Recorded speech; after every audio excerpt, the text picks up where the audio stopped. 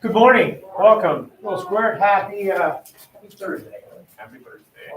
What's your name? Bryce Bassler. Bryce. Hold on. Oh, I got to figure this out. I got two sheets here. Bryce what? Oh, Fassel. Fassel. Thank you. Welcome. Do you have a signature? Hi. I don't. Just sit wherever you like. Grayson, welcome. Have a seat wherever you like. Thanks for being here. Welcome. Did you wash your hands, sanitize your hands when you came in, Grayson? I did in the classes before this. Yeah, on your way out? Okay, that's fine. Just squirt your hands when you come in. Welcome. Good morning. Welcome. Yep, we're all going to get chapped skin, chapped hands. Welcome. What's your name? Jeremiah. Jeremiah what? Evil size. Oh, nice. Welcome. Thank you. And you are? Morgan who? Compton. Nice. Welcome. Thank you. Come on in. Did you squirt it in your hands? Welcome. What's your name? Matthew. Matthew what? Hernandez. Welcome, Matthew. Do you go by Matthew or Matt? Whichever you Okay, they're both on here. That's probably why I didn't scratch one out. Yeah. They usually scratch out the one that people don't do. Hey, welcome. You're at home. Welcome if you're at home. If you want to say something in the chat box, you either have to sign in on another account or take off your restrictions or whatever. You can also like and subscribe. Give me some viewers. Gonna monetize this. Welcome. Happy Thursday. Hello, human. Are you in here?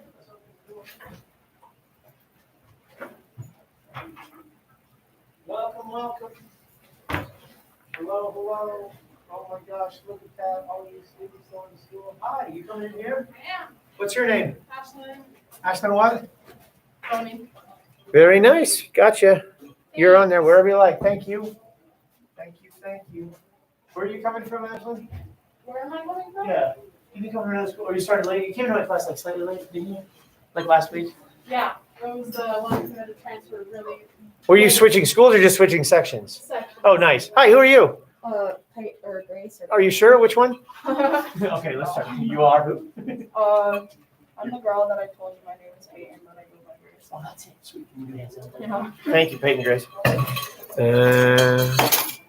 They're both excellent names. Thank you. Very good. All right, so let's do that. Welcome. We're halfway through the period. Welcome. Hello. Hand sanitizer. Who are you? Elijah. Elijah what? Ivy Finch. Ivy Finch. Welcome. Thank you. Oh, this actually is not too bad. I'm figuring this out slowly. Oh, I need to get this copy today. All right. Look at you guys coming to school on a Thursday. Seems a strange choice. VRBO. Grace. Desk. Watch one. Contact. The talent.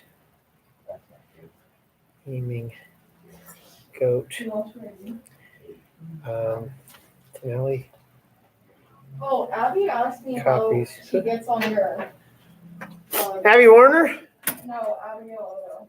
Abigail Odo. It's on the Google Classroom, just the same way you used to get on Zoom. There's now YouTube Live link.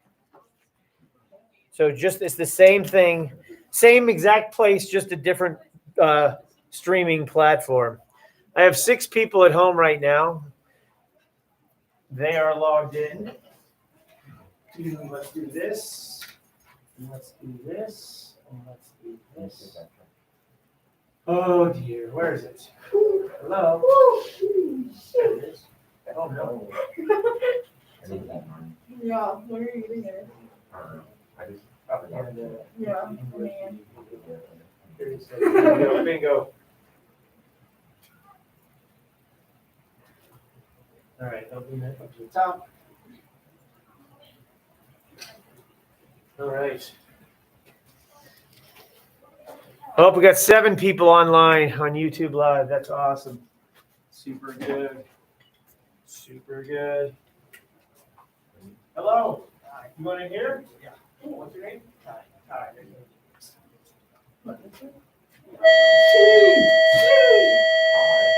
All right. Thanks. Anywhere you like. Good morning. Welcome. Welcome. Let's see. There's Kai. Bingo. So do we have an Emily Bell here? No. Justin Bodie. Jaden Dickerson. All right. Maybe they'll show up. Okay. I'll give everybody a minute or two. Hey, Mr. Webb. Welcome. Welcome. Look at this. Sweet. All right. Welcome. Thanks for coming. If you're at home right now, there's people right here watching me watch you on this screen. And they're at home right now. So if you're at home, yay. I can't communicate with you other than if you chat in the YouTube live box. So I can see a Wild Ghoul and I can see an Alyssa. Welcome. So like and subscribe at home, Kay. Click on these links, Kay. That's Neil. Thank you so much, Neil. See how nice that is? Bingo. So there's that. And Alyssa is here as well. Yay. All right. Sweet. Okay. I guess that's. Oh, hey, welcome. Oh, it wasn't even class time yet. Can you squirt hand sanitizer on your hand? What's your name? Justin. Justin what? Buddy. All right. Thanks. Welcome. And you are? Anywhere you like. Emily what? Bell. Sweet. Welcome. So I guess I'll get rolling right now. I will not like or subscribe. Oh, come on. I know if I get 1,000 subscribers on YouTube Live, I can start monetizing my teaching. Okay, so that's kind of what I'm working for. I have 159 students. So if each of you can get like 2 or 3 people like to just also like and subscribe to my channel, I can start making this a little bit lucrative. So welcome. Thanks for coming. Thanks for making English a part of your day. My name is Mr. Friesen. I'll be your teacher for the day. And all but one person who I think is supposed to be here is here. So that's actually pretty good. So I have seen you guys in little Zoom boxes and maybe on the day where we came in. And then I also have received some work from you and some emails from some of you. But this is the first time we've all been in the same room. So welcome. I think we see each other 13 times this fall, maybe 15 times this fall. That's it. So it's fairly precious. And so I'll try to make the most of this. If you're at home right now, great. If you guys are going to be home tomorrow, so you're going to be experiencing what these people are experiencing on the screen right now. So it's kind of going to be odd. So you guys actually have a leg up on them for seeing me talk about this. They have a leg up on you. Oh, Mr. Miller is here. Isn't that nice? There it is. I will like and subscribe. See, he's going to get an A in the class. Okay, good. So the way this works. Oh, wait, never mind. Good morning. Thanks for coming. Thanks for making English part of your day. My name is Mr. Friesen. I'll be your teacher today. I've said the exact same thing to start every single English class for the last, 20 years. And that's 5 times a day for 20 years. And I always say, and now I've got a poem to start things off. And then I read a poem and you guys go, Because the whole point of life, well, there's a lot of points of life, but one of the points of life is to come off as smarter than you are, okay? And the way you do that is you see art and you go, okay? Whether it's a piece of architecture or whether you just experienced an opera for the first time and you're like, somebody's like, what did you think? You're like, And you get that, it's like that pause, okay? So here we go. Today's secret poem is called How Bright It Is. And it goes just like this. And it's by Brian Turner. How bright it is. April. And the air dry as the shoulders of a water buffalo. Grasshoppers scratch at the dirt, rub their wings with thin legs, flaring out in front of the soldiers. In low arcing flights, wings a blur. The soldiers don't notice anymore, seeing only the wreckage of the streets. Bodies draped with sheets in the sun. How bright it is. How hard and flat and white. It will take many nails from the coffin makers to shut out this light, which reflects off everything. The calloused feet of the dead, their bony hands, their pale foreheads, so cold, brilliant in the sun. And you guys say, I can do that. So what we're going to do today, Really? For me? I think so. You said that was one of your names. Okay, so here's what we're going to do. Today, I always have this little slideshow to show you. And the reason I have the slideshow is kind of twofold. One is it kind of keeps me on track, but two is for the people at home, they can download this slideshow immediately. And so right now, the people at home have the option to be watching me talk about this. They can also just be doing this slideshow on their own. And I'll kind of walk through some procedures for you. So today, welcome and poem, check. Then we have an agenda slide, check. So I tried at the beginning of the class to say what we're going to do. Try to say at the end of the class what we did do and what you need to do for, homework or whatever. Hey, who are you? I went to the wrong class. Weird. Who are you? Welcome. Thanks for coming. Put a little hand sanitizer on though, in case something weird happened between here and there. So all we're going to do today is pretty simple. First thing we're going to do is I want to talk to you about the new way this class is going to work while we're on hybrid. And we have a board in the English office right now where we're taking bets for how long this hybrid thing will work. Okay. Anybody have any ideas? 2 weeks. 2 weeks. My number's on the 24th. September 24th is my gate. I had $20 on the 24th. Come on. Okay. 24th is 2 weeks from today. And it doesn't take, you guys know this. I don't know if I explained this to you guys, but like the whole thing, did I explain the heritage thing to you guys? Yeah. I mean, it doesn't take a whole bunch of people to make it so that hybrid doesn't work anymore. It just takes a few, because unfortunately the equation works with teachers, because if teachers get exposed, then there's just not enough people to kind of run the building, and it's kind of tough. So anyway, so we're here though. And so let me tell you one thing. My job, if you're at home, don't take offense. If you're at home, my job is for you people in the room right now. Okay. And that's why I'm here. And I'll be teaching to you and with you. Now, if you're at home, you have the added benefit of eavesdropping in on this class, and you still have to do the work when you're at home. But I'm here for you. And so tomorrow, I'm not here for you guys. I'm here for you guys.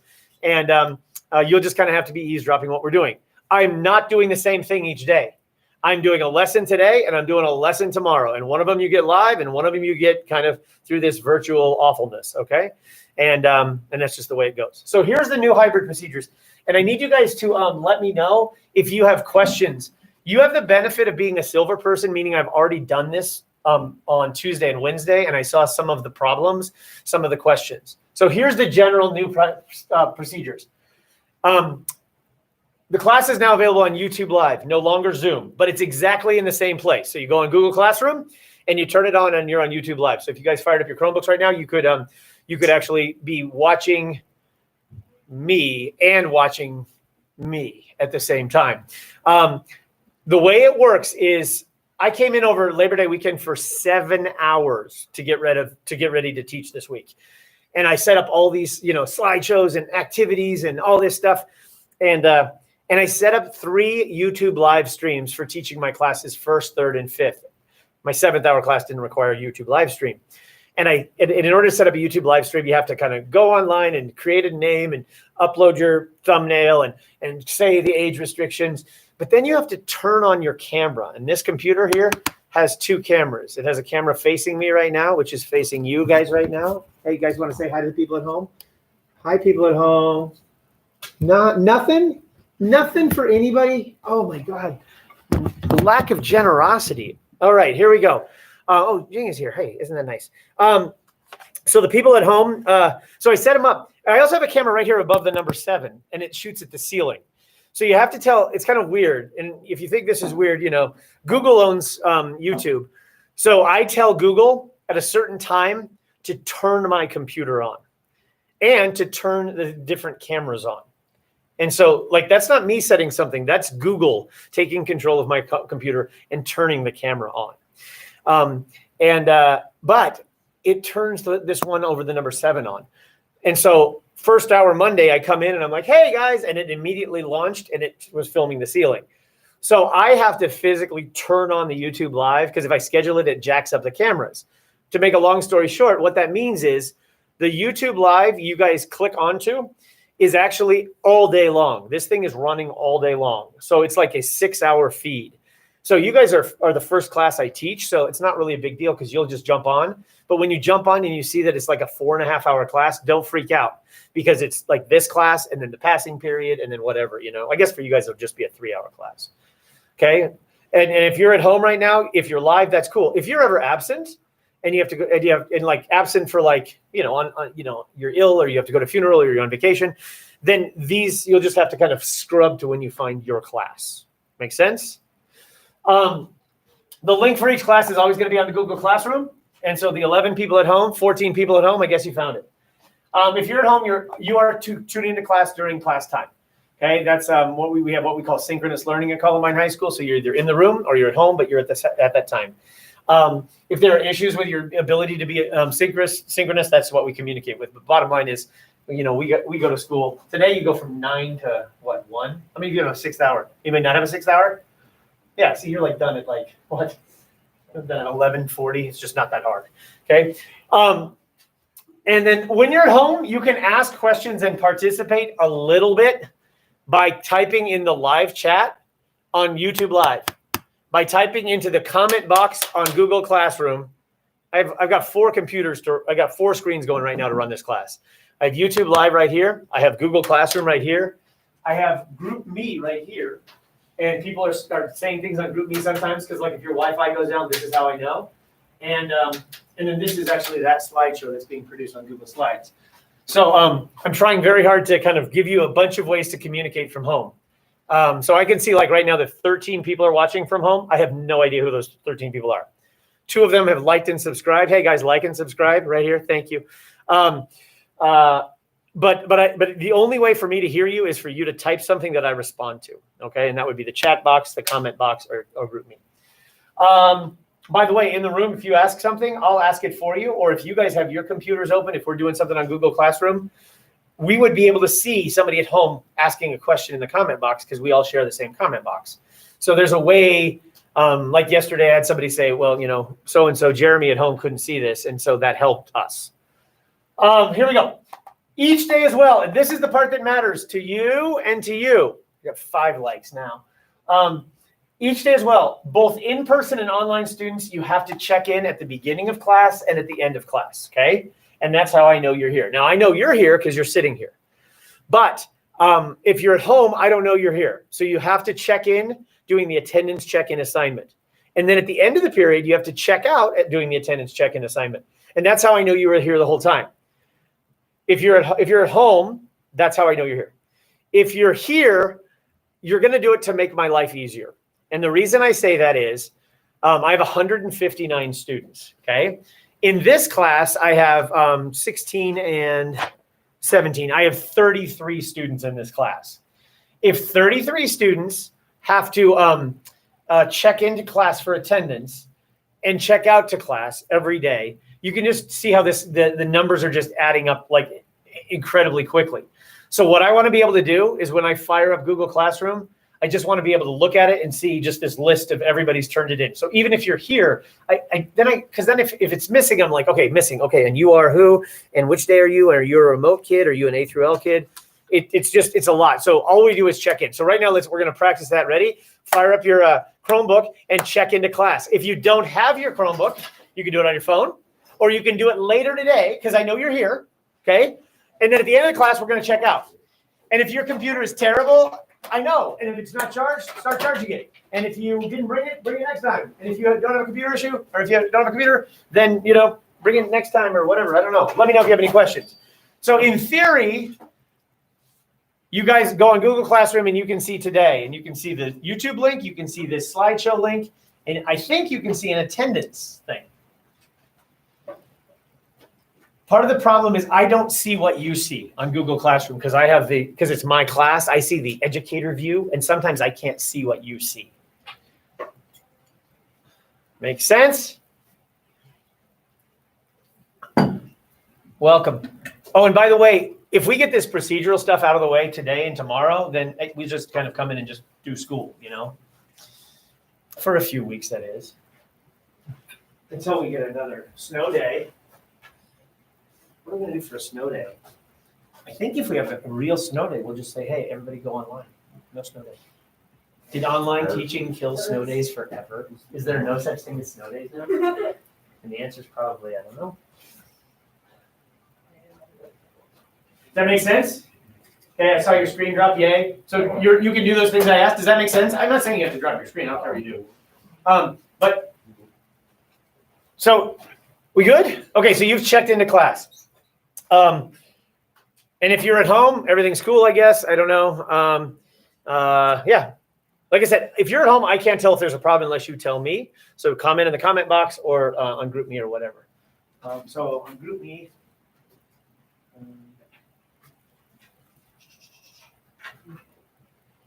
How funny. Yeah, people are like responding on GroupMe. They're doing. I did the letter X to make sure it was on, and everybody's doing that. Okay, here we go. So there's that. So bottom line is, when you're at home tomorrow, wake up, fire up your machine, put on the YouTube Live, put on the slideshow, listen to me talk through the slideshow, and answer the attendance question at the beginning of the period. Any questions, comments? We good? Can I get a huzzah? What do we do to check out? Checkout will be open as well, because the check-in turns on. The check-in turns on right before class starts, and then it's due 5 minutes into class. So if you click on it late, it just records the time, and you might be tardy. Okay, and then the checkout turns on at the end of class, and so it's just kind of my way of assuring that you've been around. Now, granted, you could check into class and go out and run a 5K, and then you could come back in and anybody run a 5K this morning? I did. Did you this morning? I did before school on a treadmill. Kind of sucked. I hate treadmill running. What have you guys done today? Bowling? Did you actually bowl? Like the ball, the pins, all that stuff? Yeah. Nice. Sanitary, hand sanitized bowling, huh? Oh, yeah. Nice. Because bowling alleys are like the most disgusting places normally, and you add a pandemic on top of that. Okay, that's awesome. Like I said, my job is not to, one of the things they want us to do as teachers, I've been here for 25 years, is they really want us to be making sure kids are here and involved, even when you're not here. And that's part of why we have these attendance checks. Okay. All right. We good? Comments, questions? All right. Now we're switching the slides. Boom. Today, what we're going to do is we're actually going to start working on this personal statement essay. Okay. So you guys did some work last week with, you kind of looked at, we looked at kind of what the humanities might be, and we kind of looked at a few pieces of literature, which were, in effect, all four of them were little personal stories. And then we're going to do our first piece of writing this year, which is called the personal statement essay. And you guys answered a few questions on like the first day for me about just like who you were.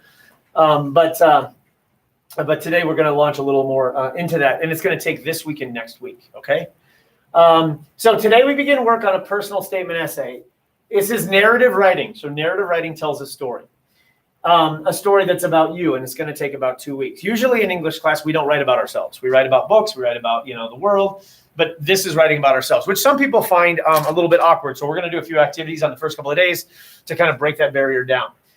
There's an added benefit. For those of you applying to college, this will work for your college application essay, okay? Because we're using the Common App as some of our inspiration. And so if you are applying to college this year or in the future, you will hopefully have done something worthwhile here that you can be pretty proud of to send to represent yourself. And right now, I'm not asking you what that is. Right now, I'm just saying everybody's going to write a personal statement at the beginning. So 2 essential items. Number 1 is during this process, some of the writing we do will be public, and I will tell you it is public. And by public, I mean others will read it, me or other humans in this class or other classes. Okay. Some of the writing will be private and your eyes only. Okay. And I will tell you which is which. Number 2 is, when I say, but be aware that if you make writing public, just be aware that I read it. And sometimes if I read it, I have a legal obligation to deal with certain things that I read about. So for example, if I say something like, if one of the prompts is something like, discuss a time of challenge for you, and you write and you're getting into it, but you ultimately write something about last weekend where something happened that might have endangered you or somebody else, I have a legal obligation because you are wards of the state while you're in this room. And so I just be careful with what you write. I'm absolutely here for you. So is our counseling support staff. But bottom line is I have a legal obligation to deal with what I read. Okay. Number 2 is I want you also to remember that everybody in this class is a human being who deserves your respect and who deserves your support, because I'm going to ask you to say and do some things sometimes that might be a little weird, and it's weird for everybody in the room. It's weird for me. It's ironic that I'm an English teacher blurring right now because I'm completely an introvert. If we go out, my wife and I go out with a group of people, I'm the person that's not really good about engaging in conversation. I understand sometimes people are a little hesitant or reticent against participating, but just be aware that everybody's in it together and just respect anything that's out in the room. Comments, questions? Sweet. So if you are going to text, all you need to do, are you texting? Okay, that's cool. If you are going to text, just do it on the desk and then just put it down, okay? Because I hate when people do it under there. I'm not picking on you. I'm just saying it is what it is. There's 10,880 minutes in a week, and you're in this room for 75 of them, okay? And in 75 minutes, I'm supposed to help you with your senior year English. So you get 10,875 minutes a week to text wherever you want, but please limit your electronic use in this room. Thanks. Here we go. A sample to begin. So what's a personal statement? I don't know. Here's one, and I'm just going to throw this up here. Everything, by the way, in this slideshow, you can always access later if you want. There's a lot of links in the slideshow too. I know if your vision is, if you can't read this because it's going to be really little, feel free to use your Chromebook right now if you want to read along. I know that when I was a 13-year-old kid, my French teacher told my mother that I needed glasses because I would sit in the back row and I'd kind of push on my eyes because I couldn't read the board. And so I wouldn't have been able to read that when I was in, well, I guess that would have been 8th grade, but still. Here we go, temper. What's a personal statement? I don't know. It's a story about you. Here's a story about a person. Temper. I feel perfectly content at Woodrow Wilson Skateboard Park, a cement swell in the ground, located just west of the easternmost point on the north side of Chicago, and trapped perennially in a mental space inhabited by 14-year-old angry youth. Outside of home and school, it is the place where I've spent most of my life. Its terrain so familiar, I could navigate it blindfolded, towed on my board by a pack of feral dogs. Much of what I know of life I learned there. A sea of nods and handshakes and backpacks welcomes my every arrival to this municipal oasis. Here I am known, called variously Moore, Bob Morley, Moordog, Mo Money, or long story, Tom Pork. It is the only place on earth where, were an election ever to be held, I could almost certainly be mayor.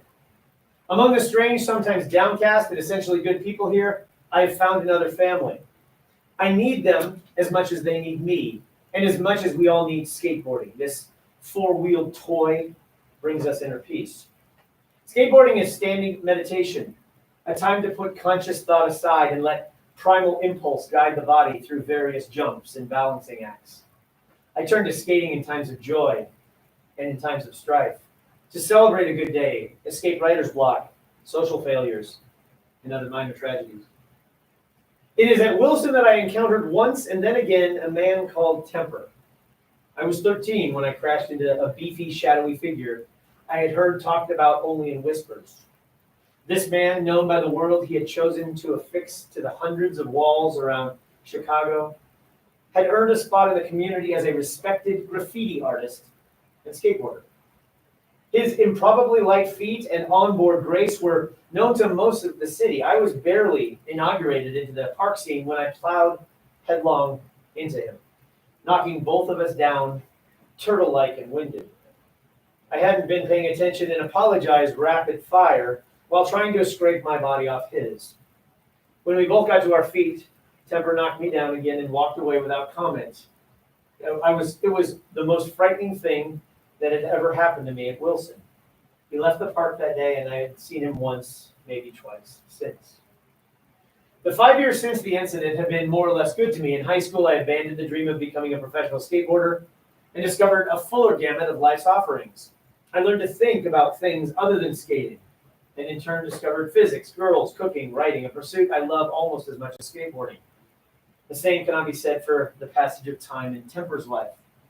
I saw him recently and had lunch with him and my friend. He told us of overcoming a crippling drug addiction, spending time in jail, and contracting AIDS, a disease that every day reminds him that his time on earth is coming to an end. He's trying his best to make the most of it. It was that with the greatest trepidation that I told him about the Wilson incident. Over pizza and a lemon soda, I explained how much he scared me And I added that it was important that it had happened. I think it helped me grow. I explained, or grow up, I explained. An awkward silence followed. His head turned down and to the side for a moment. Then he just laughed. His eyes apologized, and I laughed too, collectively embracing that very Wilson mentality. Life. Life, like skateboarding and mid-name temper, will knock you down. There's nothing else to do but forgive, forget, and stand back up. Word count, just so you get a little sense of this. This little piece is, I think it's about 640 words. Let's see. It's 626 words. And so I'm going to ask you to write a 450 to 650 word personal statement. And the kick about the personal statement is the word personal. It's something that's your story that nobody else could tell. Now, when I read this story, Temper, I know where I got it. I'm not really sure what's going on in this story. I'm not sure if there is a person named Temper in the world, or if this is kind of a person working through anger and temper issues through the metaphor of this skateboard scenario, you know?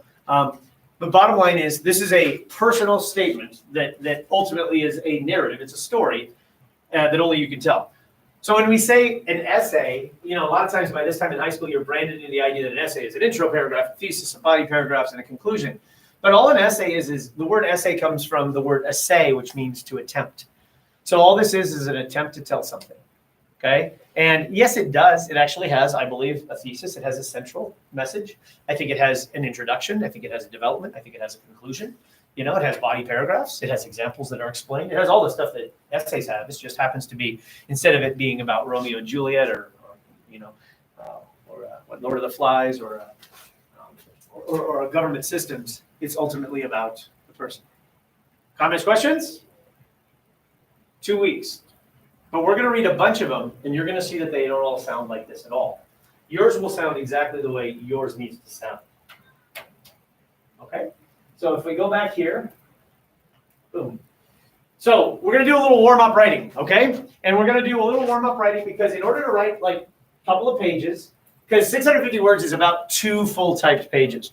In order to write that much, we need to write a little bit. And in order to write something that you're comfortable with and happy with, maybe you got to write some stuff that you're not happy with. So right now we're just going to get words on paper, okay? And so it's you just have to start, okay? The first step is always the most important thing. So I'm asking you in the beginning to be vulnerable, okay? And that sounds weird, okay? Because you're like, I didn't go to English class to go to like therapy class, okay? But bottom line is it doesn't matter because, well, we'll talk about it in a second. Why am I asking you to be vulnerable? Because vulnerability is one of the 4 things we're going to focus on this personal essay. I'll tell you the other 3 in a little while. Okay, but vulnerability is one of the qualities that makes an excellent personal statement. As a matter of fact, it's the reason it's a personal statement because it's something about you. Now, vulnerability doesn't mean weakness. Vulnerability just means you're willing to step out there. Okay, and so vulnerability is a great life skill to learn. Okay, it shows your humanity, and also you get better at vulnerability the more you practice at it. The more you practice showing yourself. And some people are like, I don't like to show myself. But bottom line is, this is your statement. You're showing yourself to you. What you do with it later, I don't care. Some of you will keep this as a personal statement for yourself. And like I said, some of you will use this to show somebody maybe at a college, you know, who you are. So here's your job. Take out a piece of paper.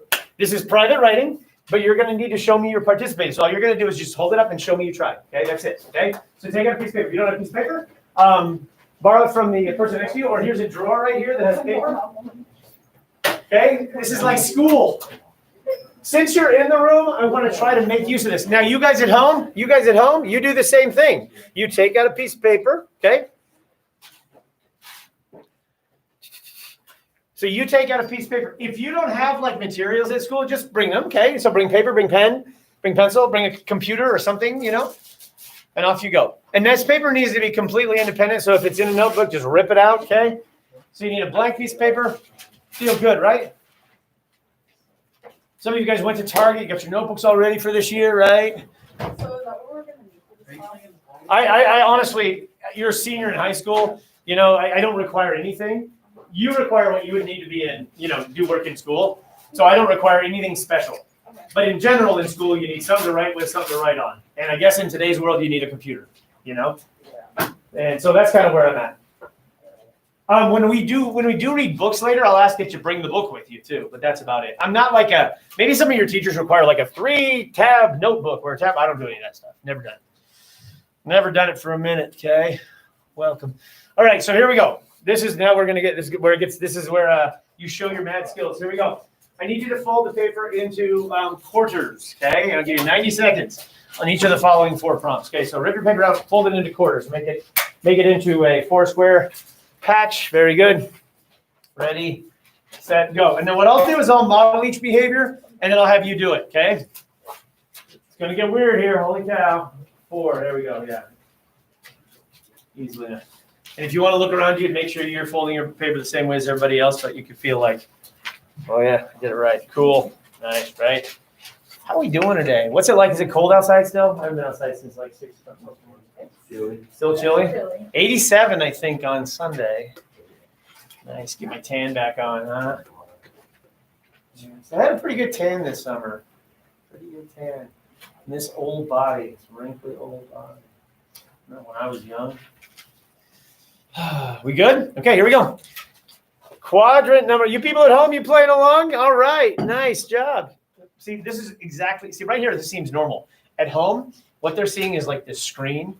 And then my voice goes over here for a while, and then I walk in front and I do this, and then I walk away. It's the worst view ever, okay, to be at home, okay? It's not ideal, okay? Just put up with it tomorrow, okay? Here we go. Somebody's on group me. There we go. Nice. All right, here we go. Pick a quadrant. I don't care which one. On the top of one quadrant, I want you to write the phrase, if you really knew me. If you really knew me, and then finish the sentence. This is completely personal writing. No one will ever see this but you, but the only thing I want to see is that you have written words, okay? And so I will not stare at you. If you really knew me, and then finish the sentence. Write something you normally wouldn't share with other people, okay? Be brave. Go as deep as you're willing to go.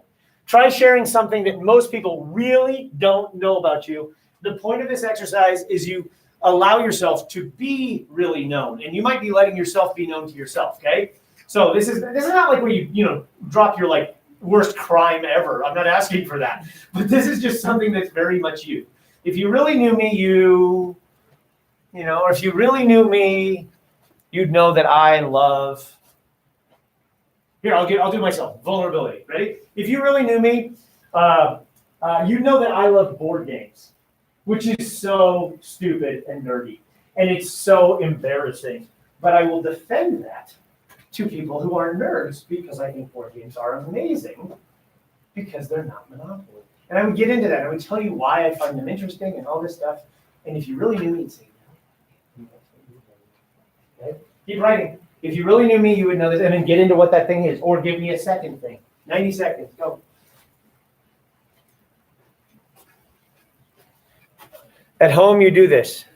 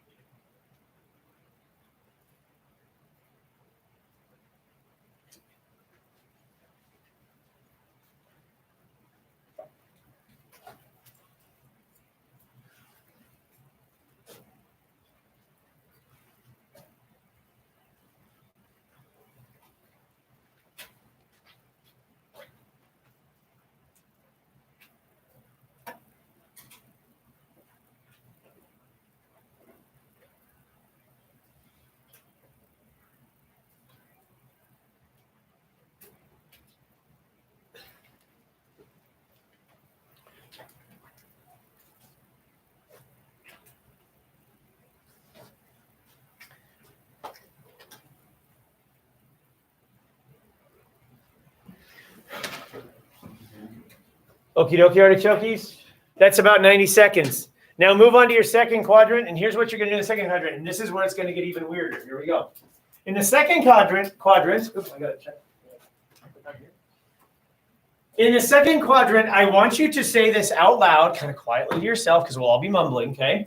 And I want you to make a list of, by finishing the phrase, I love, repeatedly. Be brave. So you write, I love, and then just make a list of what you love. But I want you to kind of mumble it out loud to yourself, okay? I want you to hear your voice I want you to hear yourself saying what you love. So like, I love the feel of breaking the spine of a newborn. Okay? I love taking the top off my Jeep in the sun. Okay?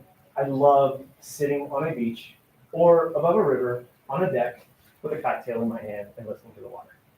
Okay? I love the fact that I could retire today and earn 80% of my salary for the rest of my life. And I'm only 50 years old. I'm never not working every day. I really love that. I know 3 things about being a teacher. June, July, and August. I love the fact that some people laugh at my joke. Keep going. What do you love? You don't even have to mumble it to yourself. Although you could.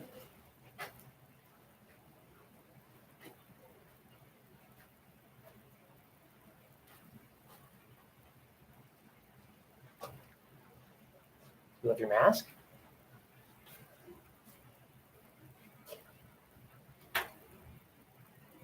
Maybe it's something you're wearing. Maybe something in your room. Maybe something you saw today. Maybe something you haven't seen in weeks. Or since March 13th.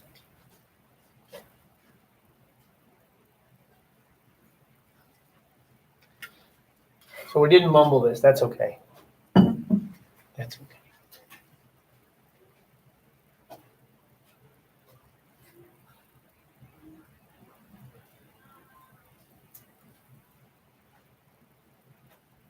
I love that I'm a beta tester for the new iOS. I have the new text feature, which is better than the current text feature, and you can watch it when it rolls out later this week. Really good fun. Do you feel relaxed?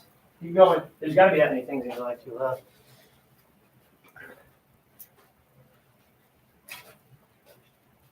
Music. Movie character. Your favorite joke? Unloading the dishwasher? You have a really good system for picking up dog food?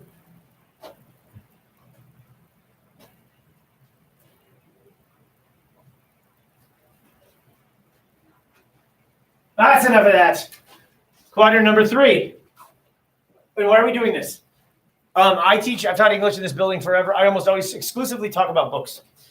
It's weird for me to talk about myself. It's weird for you to talk about yourself. Usually we don't do this in English class, but that's because we want to get comfortable with writing about ourselves for personal essay. Number 3. This one I'm going to make you talk to somebody next to you, okay?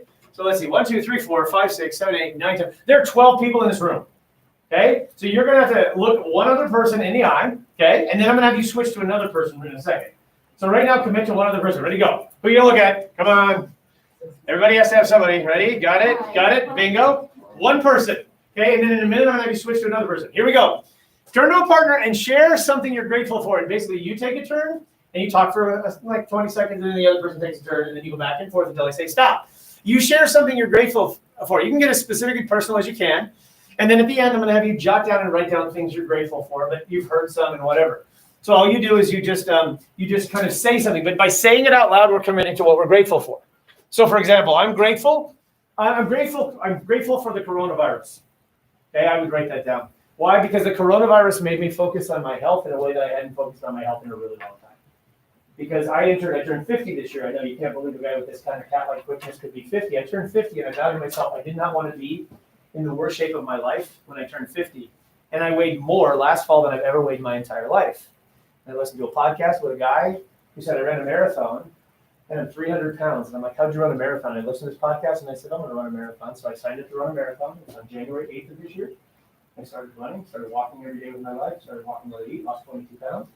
And I'm ready to run a freaking marathon in January, which is amazing because I'm 50 years old and I ran cross country when I went to Columbine High School and I hated every minute of it because I hate to run.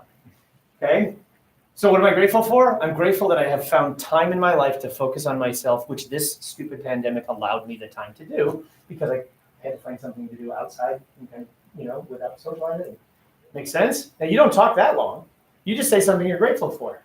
Ready? Turn to the person next to you and one of you go first and then just take turns. Ready, go!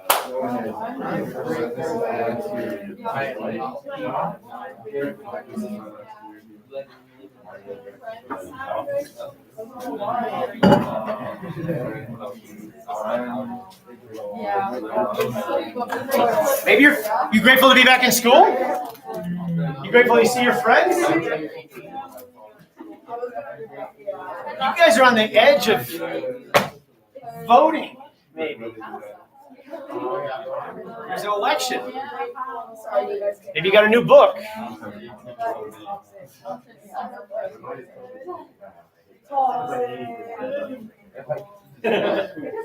Yeah.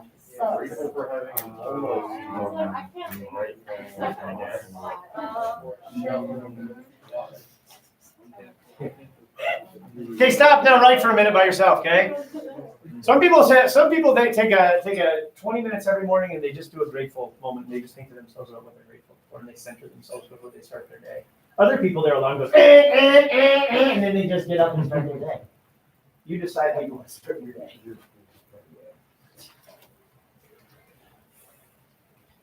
What are you grateful for? This is personal writing. No one will ever read this.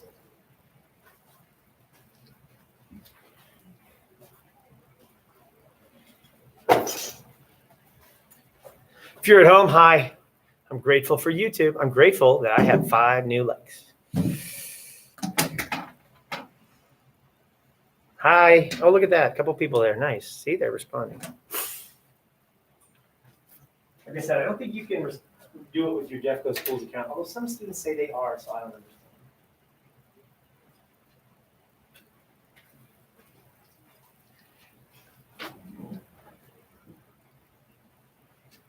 Ooh, 10:26, 11:05, we're great.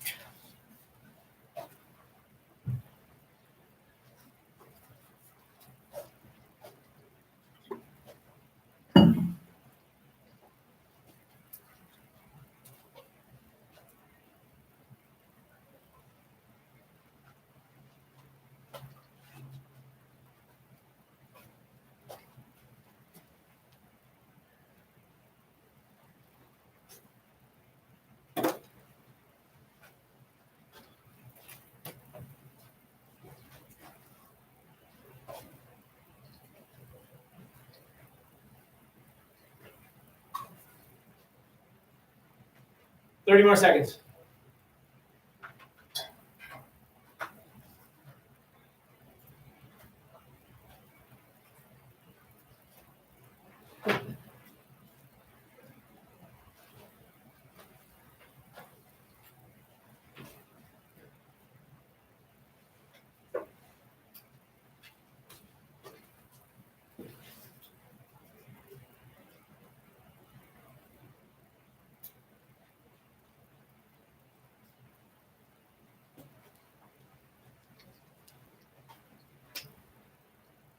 Who's Emily?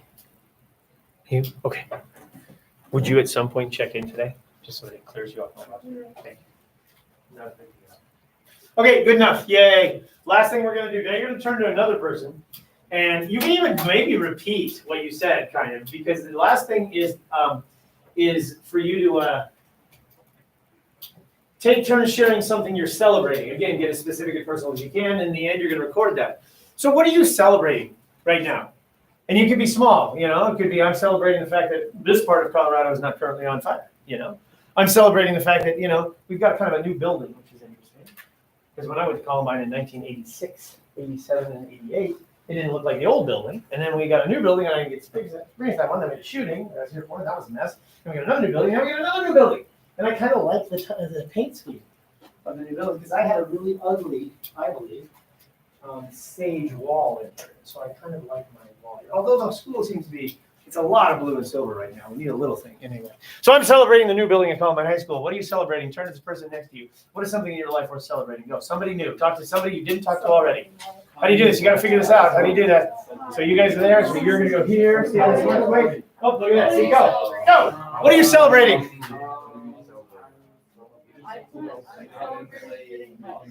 Certain special someone in your life. You got clean drinking water.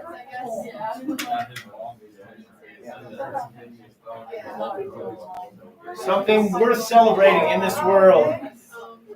Yeah. You like the snow? It snowed yesterday. You hate the snow? The snow is gone. There's always something to celebrate. Let's go.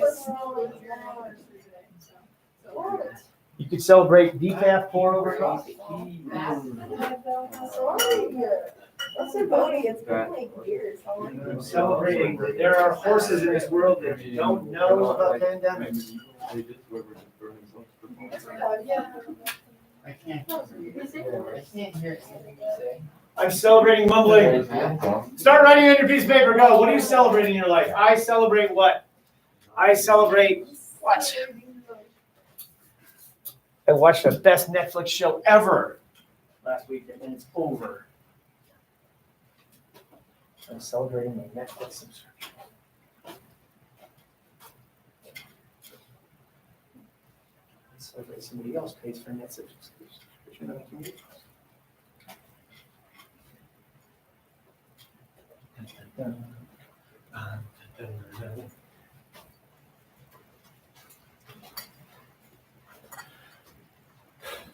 Hi, people at home.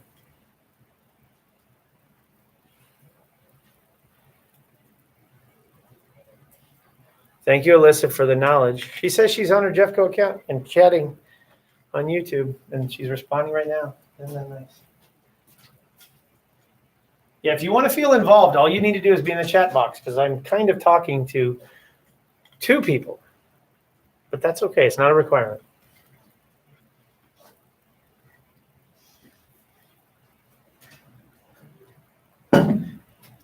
Celebrating the health of my mother, who we thought was having a hard time with her heart, and that didn't turn into something.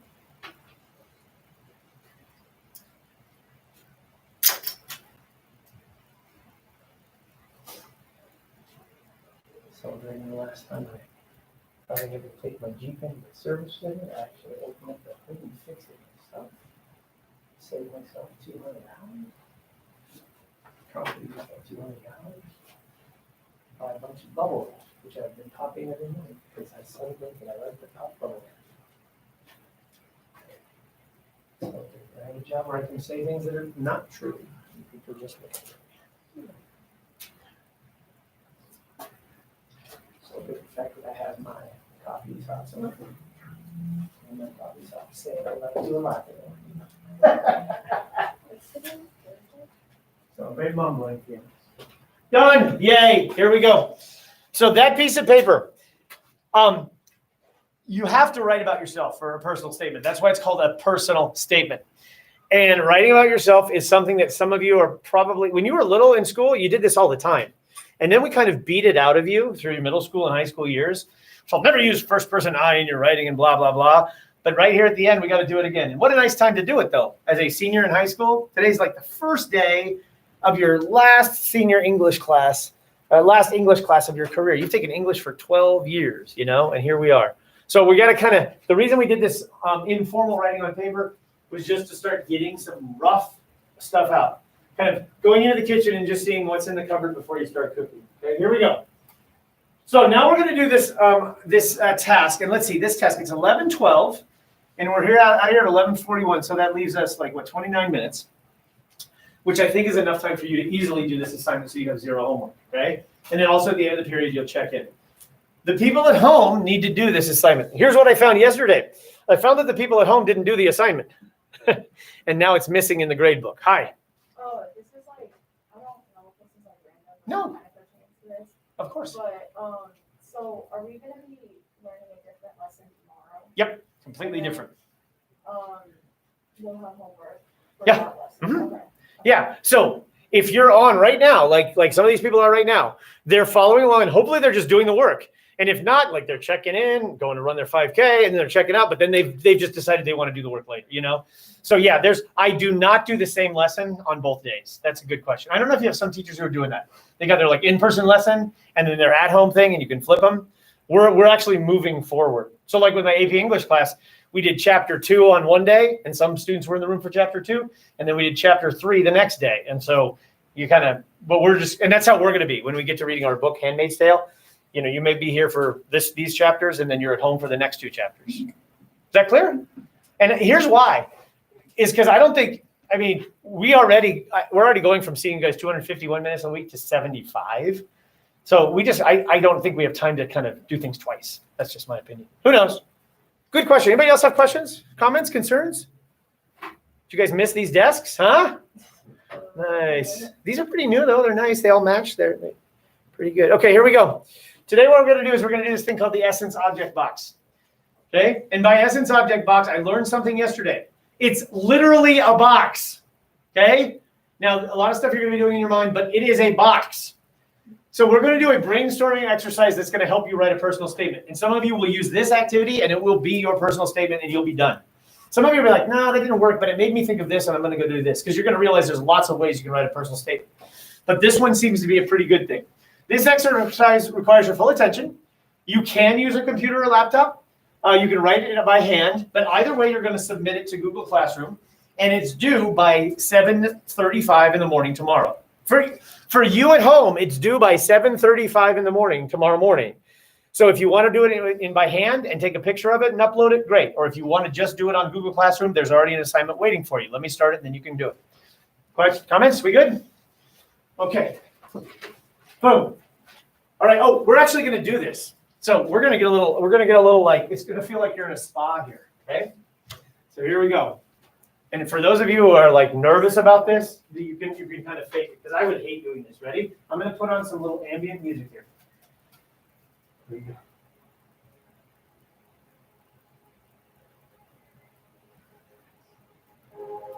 Oh yeah. Here we go. Stop. Okay. Here we go. Ready? Close your eyes. Now, if you don't want to close your eyes, you pretend you're closing your eyes. I want you to imagine a box. A literal box. A box. 6 sides, 8 corners. Okay? A box. In this box is a set of objects. Imagine that each one of those is one of your essence objects. What do I mean? Each object represents one of your fundamental qualities. Thus, each object is more than just an object. For example, in my essence object box, I have this pen. This pen is a Pilot P500 extra fine blue pen. It is a rollerball pen. Now, all you do is write that down. And I'd like you to describe it. Don't just say like a car, because I'm not sure how a car fits in your box, anyway, right? And some people yesterday were doing things like, my family. Well, your family can't go in a box, okay? But a pen goes in a box. Now, for me, why is this in my box? What fundamental quality about me does this represent? Well, it represents that I'm a teacher. And I read a lot of papers. I'm the AP English teacher in this department, in this school. And on average, I grade between 7 and 14 papers per student that I have, which means every year I grade, upwards of 10,000 papers. And I always use my blue pen. I don't like to use red pens because I think when students see red, they're like, and it's scary. I like blue because I try to offer suggestions. And I also like the feel of the Pilot P500 extra fine pen because there's nothing worse than having a bad pen or pencil. Okay? So that's in my essence object box. I'll give you one more example. And this is what I mean by it's an object. I have this exact picture right here that sits in front of me on my desk. And this is in my essence object box because it's a picture of me, my daughter, and my wife dressed up as the Incredibles family, which is super nerdy. Wearing our stupid little masks, standing in front of Splash Mountain. And what essence of me? And so what I write is picture of me and my family dressed as the Incredibles in front of Splash Mountain, and that goes in my box. What quality does this represent in me? What is an essential, fundamental thing about me that this picture represents? Well, for me, this is a picture of slight triumph over hardship, because we had originally been slated to go to a ballet academy for my daughter in the summer of this year, and this was, I think this was 4 years ago. Maybe 5 years ago. But we couldn't go because my daughter has a chronic health condition in which she missed 60% of her 8th grade year in school because she couldn't attend.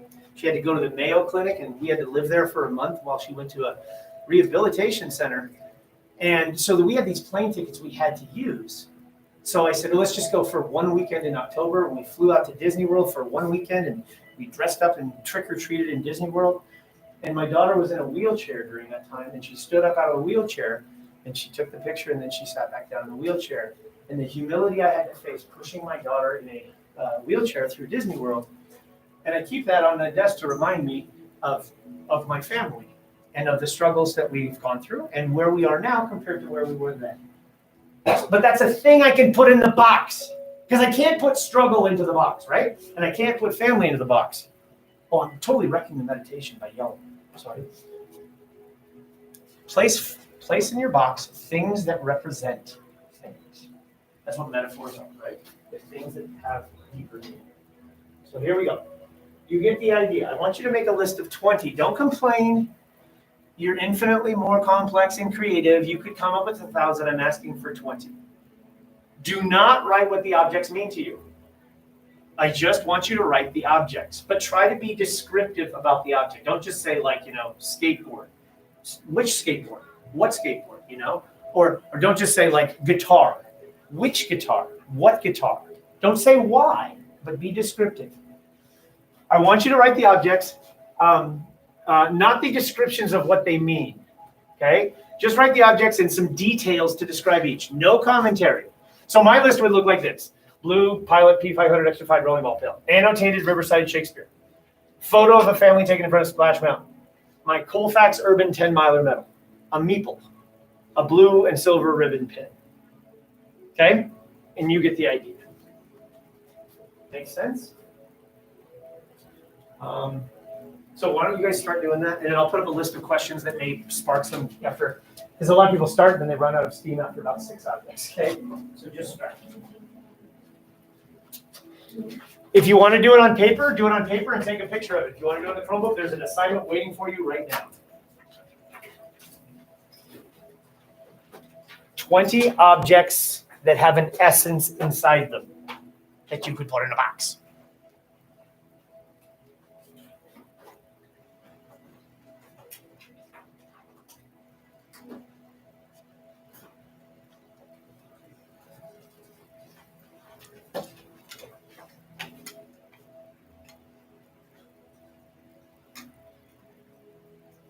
The checkout is not there until the end of the class. Wild Ghoul.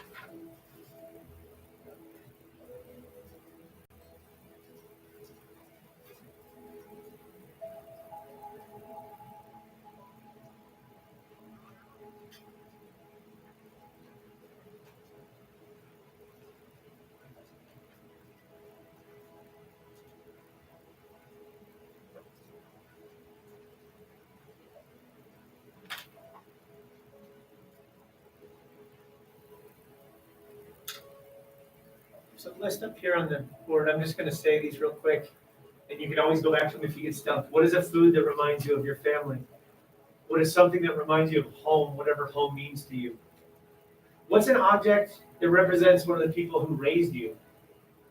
What's an object that reminds you of something you find fascinating? What is an object that reminds you of a tradition or ritual in your family? What is an object that represents a secret or something not a lot of people know about you? What is something really nerdy or geeky that you love? If your house was on fire and you could just say just 3 non-technology objects, what would they be? What makes you feel safe? What's your actual superpower? Be really good at. What is something you're known for among your friends? What do you want to be when you grow up? Say something that represents a way that you identify, or something that represents a community you're a part of. What's a nickname you have? What's something you can teach someone else to do? Name 3 objects from your room. What's the moment you left childhood behind? What's your favorite photo? What's a dream or goal you have for the future?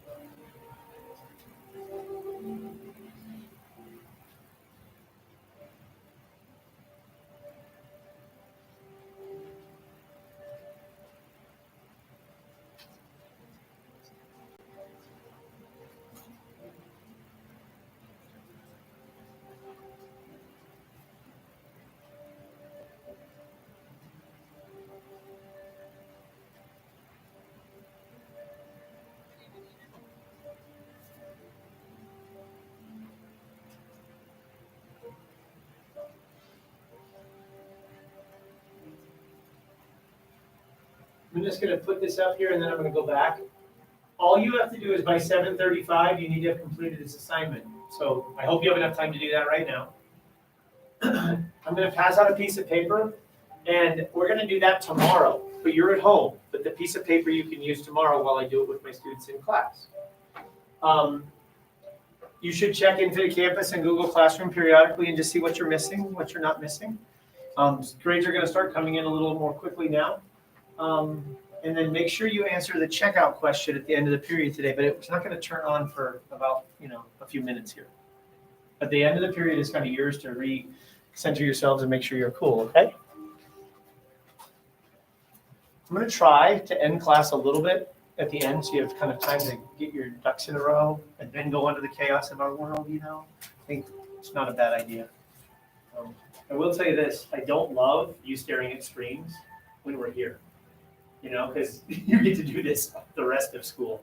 So I'd like to try to make use of the time in the room, not on screens, in general.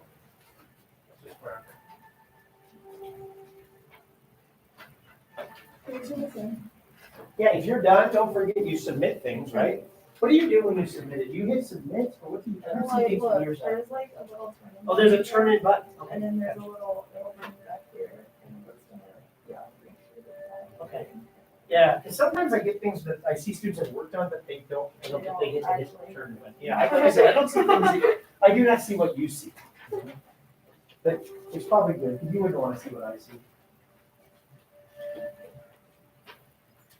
For those of you who are already sleepy, I'm sure you're turning off the lights.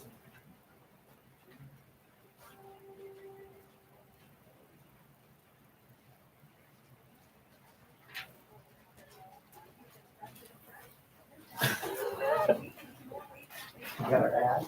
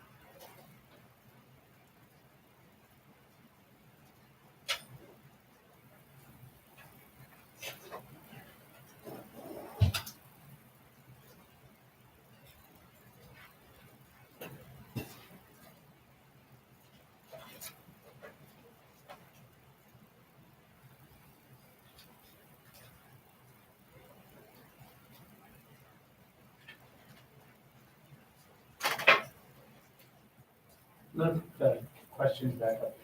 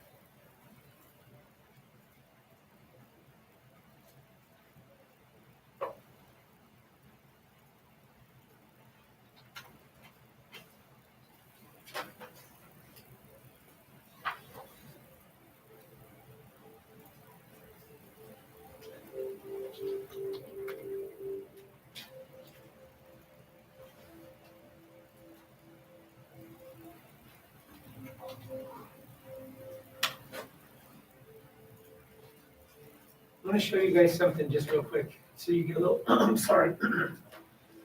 Sorry. I know, I totally get that this is there's a lot of boxes you have to check on computers. I totally get it. Like you have to check a check-in box for me and a check-out box for me. And I totally get it's awful. But here, let me show you a little bit of why. I had you guys read 4 stories last week, and those 4 stories were just like, we did the use of force and the little poem about the flea and all that. But like, if you guys do the Google form, like I would normally have to collect from like, I don't know, let's just pick somebody, Brendan Trujillo, I'd have to collect his little thing and I'd read what he says here. But if I create a Google form, this is what I get. I get this tabulation of stuff. And if you see here, this is just the use of, when you read those 4 little stories, use of force, the flea, girl, and gathering word, this is how much you guys produced.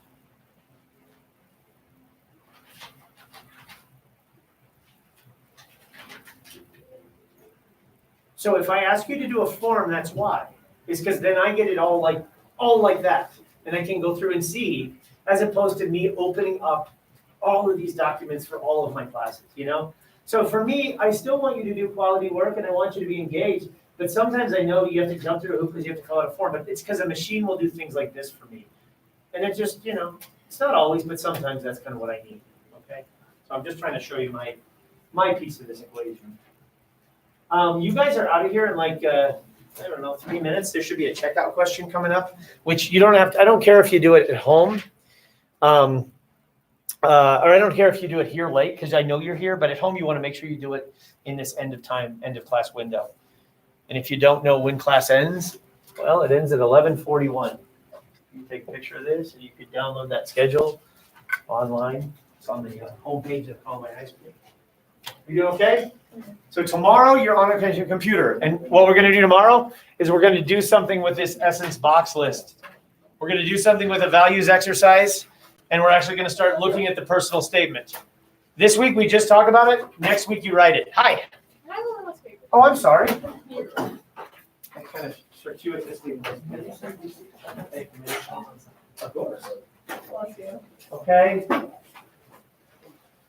And the only thing is we were told like not to let you linger, like huddle, like these good things, so just wait for the bell. Because at least it's so silly because we're all going out in those halls together. So you can check out posted? The checkout should be posted. No. Is it not there? No. Oh, let's go see. I could be making a mistake. Let's see. It's scheduled to turn on at 11:36 a.m., which is 3 minutes ago. Where is the checkout? Let's see. What does it say? I don't know. Maybe that's maybe we're in an alternate universe right now. Let's see. Checkout. Dun dun dun. Scheduled for 11:36. Let's see. Scheduled for 11:36. That's what it says. Yep.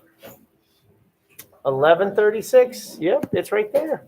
September the 10th at 11:36. It's going to turn on. So it'll turn on when we go back in time to the right time. Okay, it'll show up. But I know you're here, so you're okay. It just came up. Yeah, I don't know why. It's just I'm trying to. Sometimes it turns on early. I don't know. You would think that a computer, one thing it could do really well is time. Whatever. No, I wish. Oh boy. Have a nice day. Don't smoke. On the computer tomorrow. Check in. Do whatever. We'll see you. I won't see you guys until next Wednesday. Holy cow. Bye. Hasta la vista. Bye. Thank you for coming. Thanks for making English part of your day. Hope all goes well for you.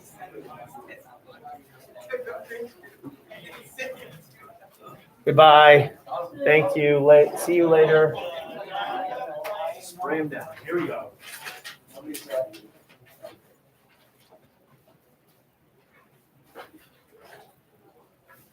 Anybody sit in front of you today? No. Have a good day.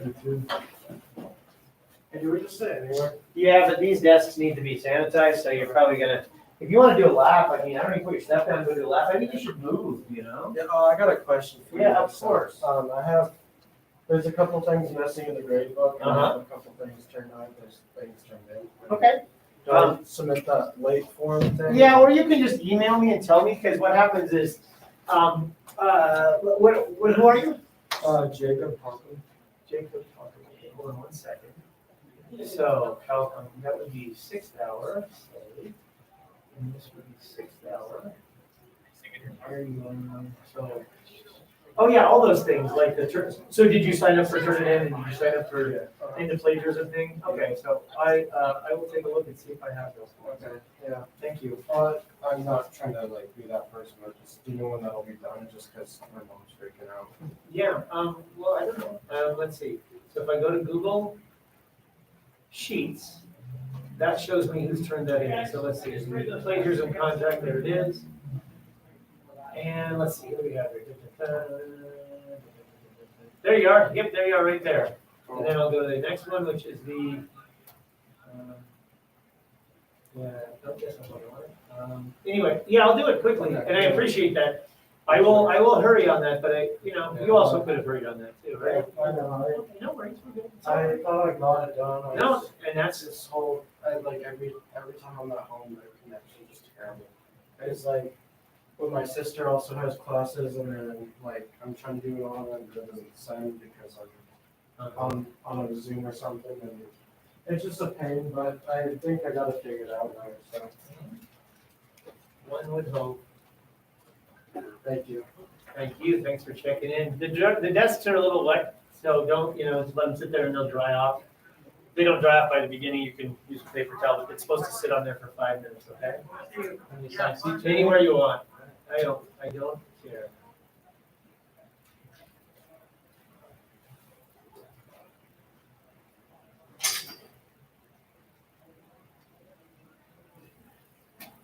All right, so that's good. So there's that. That one's fixed.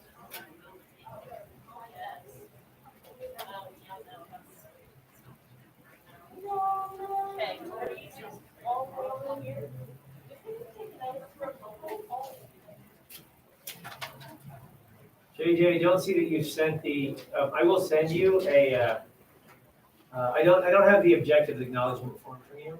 Okay. So, There's even card. no, let me show you where it is. Okay, Yeah, yeah, come over here. No, I'll show you where it is. I don't know if I did it. That's okay, so you're in period 6, so if you go to Google Classroom, it was on the very first day of the semester. So if you go down to the very first day, and there's this day 1 class information, there's a slideshow in here. And I think it's gonna be like, it said read the policy, whatever you said, read the policy. There it is, and then, no, that's not like zero, it's somewhere in here. There's course expectations, and here it is right here. So go there and click on it. Thank you. And how much, that's like 10% a day, right? No, I don't care about these. These are just to get this class running. That stuff doesn't matter. Other stuff is 10% a day when it's real work, Oh my gosh, look at this person.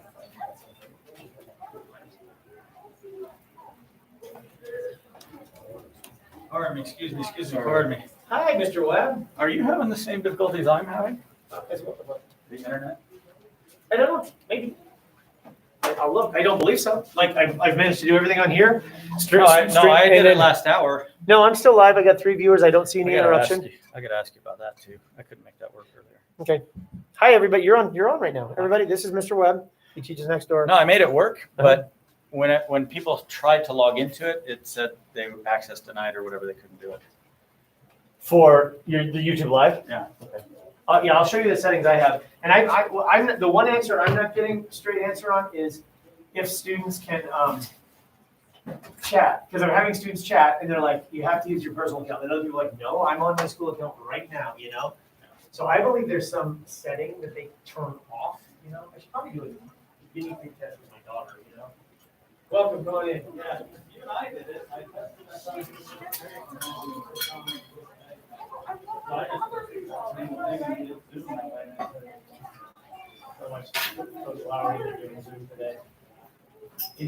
It was so funny because he was like standing in the corner of the gym. There's all these kids on the floor of the gym. He's like, now who's Alyssa? Okay, hey Alyssa. Okay, and it's just this crazy world. The end of my period, like I had the last 10 minutes, they had a little laptop. I said, I'm actually gonna try really hard not to, hey, welcome, come on in. I'm gonna try really hard not to have you staring at screens while we're here, you know?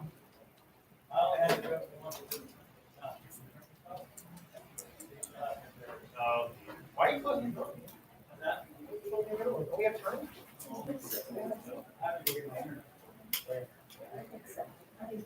Hello, welcome. How are you? Oh, look at your If your seat is wet and you want, there's a paper towels there if it's still wet. That's supposed to dry. That stuff is supposed to dry in 5 minutes. We'll see.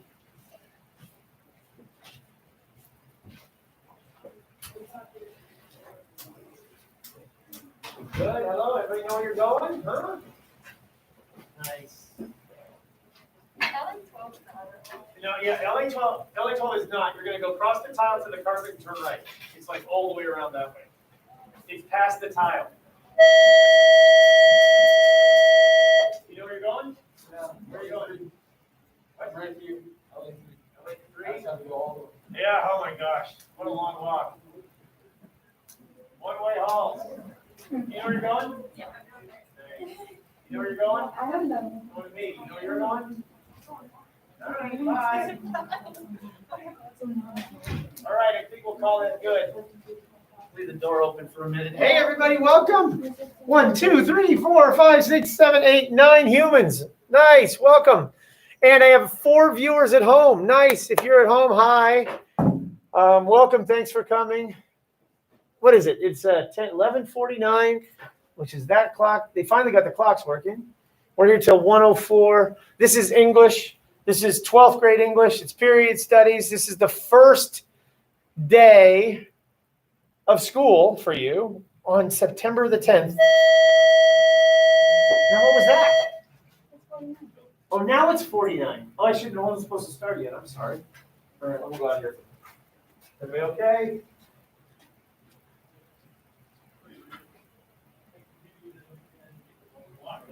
You know where you're going? You know where you're going? Eventually, you'll get there. You gotta cross the tile. After you cross the tile, the second room on the left. Okay, here we go. So welcome, thanks for coming. This is your last, oh my gosh, seniors, this is your last first day. Until tomorrow, you have your last first home day, because it's 6th hour. This is your last first day of first class of your senior year, of your last year of free and public education. We're so close. Thanks.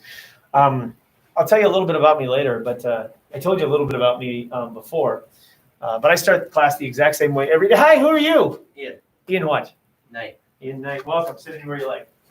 I taught in this building for, I think this is my 25th year. I'm not sure. Maybe 24th. I got to count them up. But I do know I've started class the same way every single class for the last 20 years, which is good morning. Thanks for coming. Thanks for making English a part of your day. My name is Mr. Friesen. I'll be your teacher today. And I have a poem to start things off. If you're at home right now, you're watching this, you're watching me. I'm on YouTube Live. You guys are on YouTube Live right now, okay? Yay. Everybody at home, we want to wave to all the people at home. Come on, these are your fans. Like and subscribe, okay? If you guys subscribe, and I'll be talking about this quite a bit, you'll be at home tomorrow. And you'll have to log on to YouTube Live and you'll subscribe. But I read up on it 2 nights ago. If I get 1,000 subscribers, I can start to get money off of YouTube. So I think if I have 159 students, if each of you subscribe, get maybe 2-3 friends of yours to subscribe, this could actually become quite profitable for me right now. So I've got 6 likes today and I got 5 subscribers. Or no, I have 5 people watching right now. And I have no idea that they're watching. We'll talk about this in a second. I start class the same way every day. Good morning. Thanks for coming. Thanks for making English a part of your day. My name is Mr. Friesen. I'll be your teacher today. I have a poem to start things off. Today's poem is called How Bright It Is. And it's by Brian Turner, and it goes just like this. How bright it is. April. And the air dry as the shoulders of a water buffalo. Grasshoppers scratch at the dirt. Rub their wings with thin legs, flaring out in front of the soldiers in low arcing flights, wings a blur. The soldiers don't notice anymore, seeing only the wreckage of the streets, bodies draped with sheets, and the sun. How bright it is, how hard and flat and white. It will take many nails from the coffin makers to shut out this light, which reflects off everything. The calloused feet of the dead, their bony hands, their pale foreheads so cold, brilliant in the sun. And you say, And we got to work on that, because you go to your first opera and you're like, I don't know. And then you go up during intermission and they're like, what'd you think of that? And you're like, The whole goal is to come off as smarter than we are, right? And so the whole point is when we're exposed to architecture or art or a thing or beauty, you see this film you didn't understand, but everybody's like talking about it like it's important. You're like, okay. So that's all we're going to do. Every day I start class the exact same way. Here's the other way I start class every day is I start with an agenda. So welcome and poem, the agenda.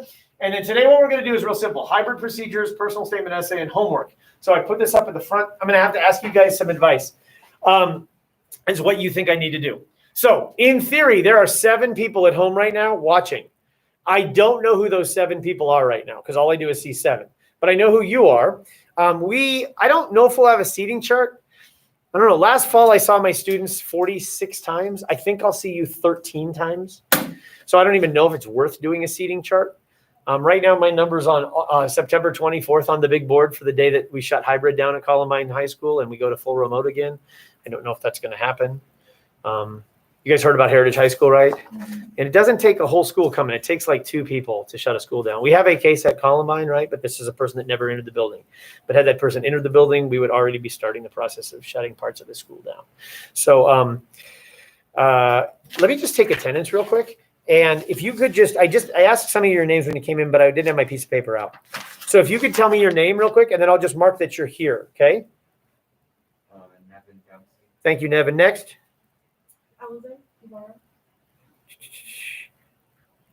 Thank you. Brendan Larson. Thank you, Brendan Larson. Brianne Black.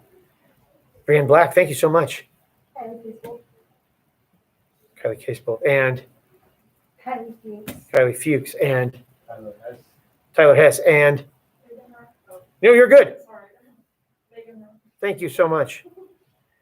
And Ian Knight. we already did that. And Jacob Carlton. cool. And Ashton Johnson. So in order to take a roll, I have like 6 sheets and they're color coded so I can see who's there. So I can see who's supposed to be here. So if you're here, so if you're at home and you're listening, I hope you are. I want to explain some of the procedures and how this class is going to work. And it may evolve and it may develop. Hey, welcome. Are you in here? Yeah. Awesome. And you're Ashton? Yep. Sweet. Thank you. Appreciate that. Here we go. So starting today, I'm explaining this. And the people at home who are on YouTube Live, they already know this. But starting today, I'm going to be on YouTube Live, okay? Like and subscribe, everybody right here, okay? Click on the buttons, okay? My Patreon is set up, okay? So if you guys, when you log into Google Classroom on your remote days, there's no more Zoom, okay? Unless this falls apart, and then we'll do Zoom. I don't know. Some of your classes are Zoom, aren't they? Some of your classes are Google Meets, right?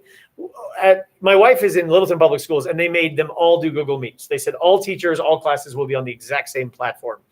And there's pluses and minuses to that. Like, I don't know what you feel about any of these platforms. Let me tell you why I picked YouTube Live.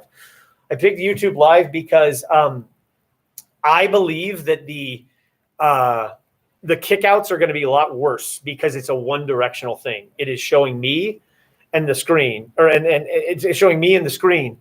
And it's not worried about your faces because half of you won't turn the cameras are off anyway, And so when you're at home, it's really like you're just an audience, okay?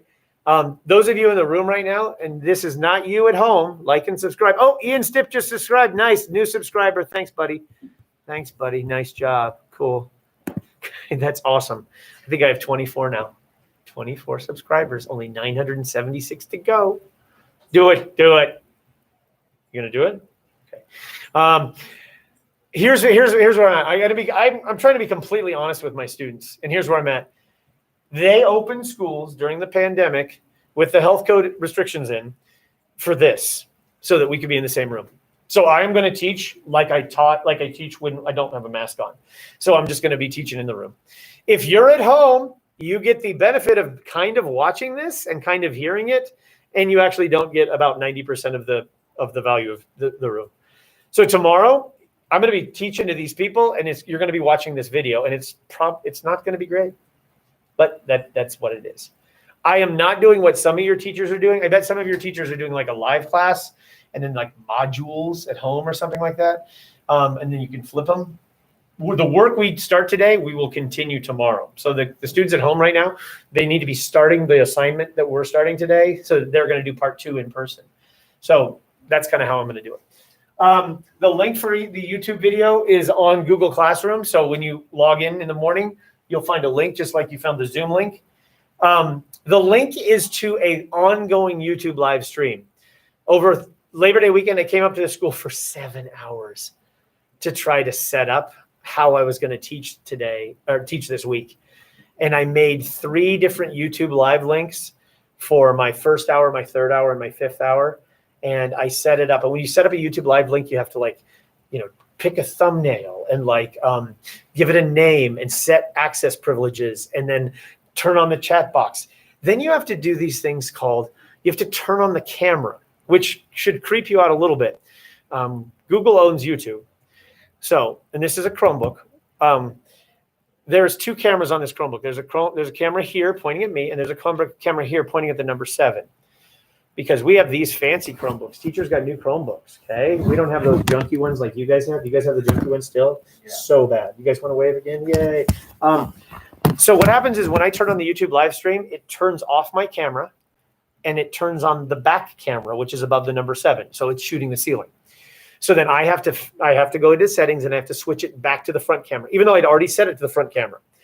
So I changed those settings, and I came in on Tuesday morning, and my stream went live because I'd scheduled it to turn on, and it was shooting the ceiling. So then I had to cancel it, and so all of the work that I did I couldn't use. So bottom line is I have to create a YouTube live stream in the morning when I start teaching, but I'm not going to do it 3 times a day between class periods. So the stream I'm on right now has been going on since 9 this morning.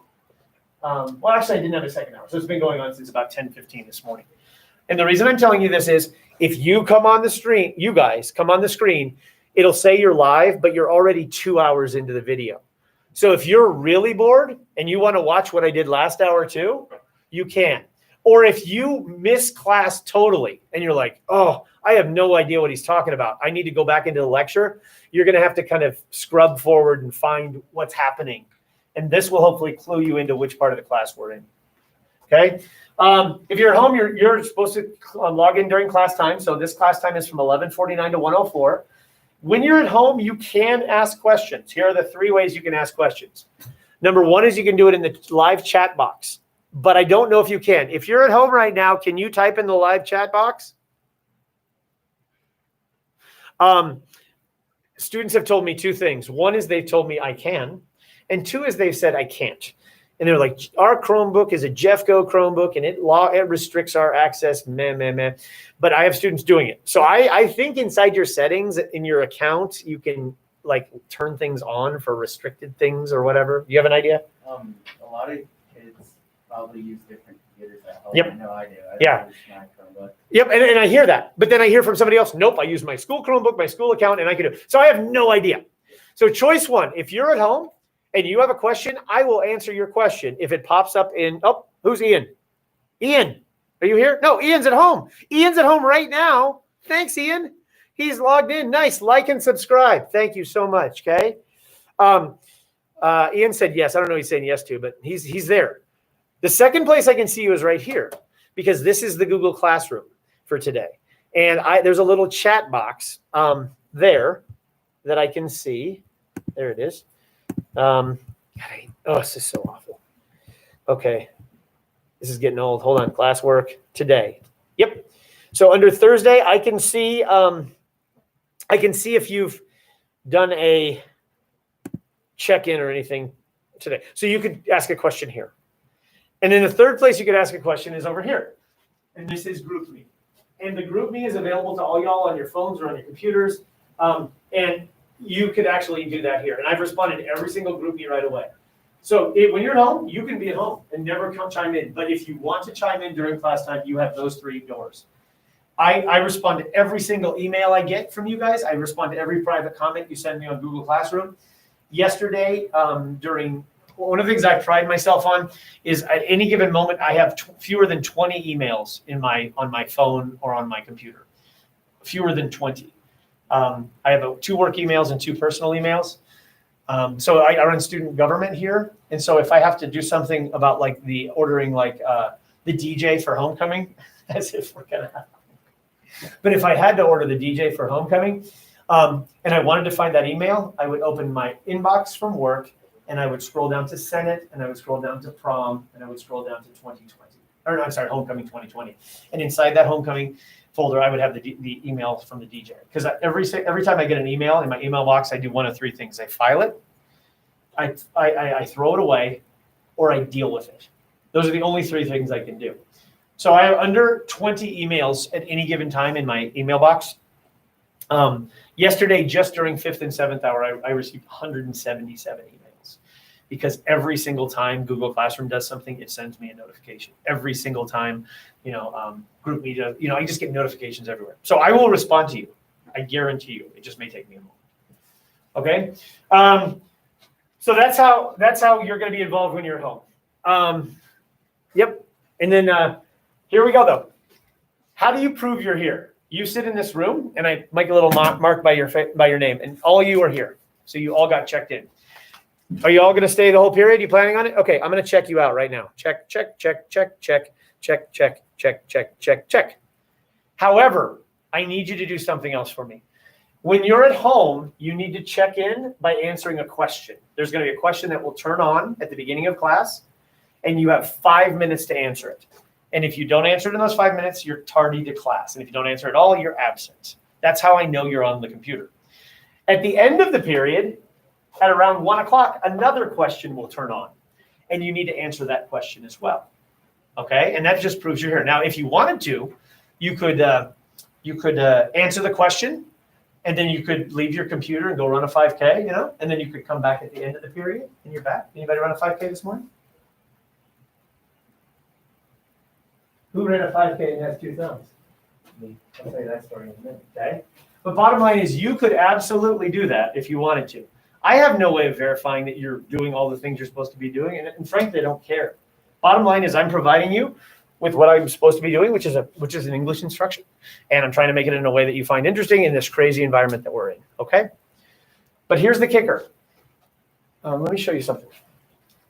You guys had to do this little how, what, why thing for the use of force, that story, and for Girl by Jamaica Kincaid, and The Flea, and Gathering Words.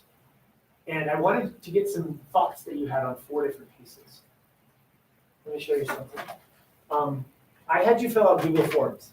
And I know it was probably a little time consuming for you to fill out a Google form. But I have 159 students. And here's what happens if I ask you to do a Google form. It turns into something like this. So this is some student coming in here. And, at 10:32, Emily Bell said the following about the use of force. And I'm like, cool, thank you, Emily. But here's what I get. See, this is what my students said about those 4 stories.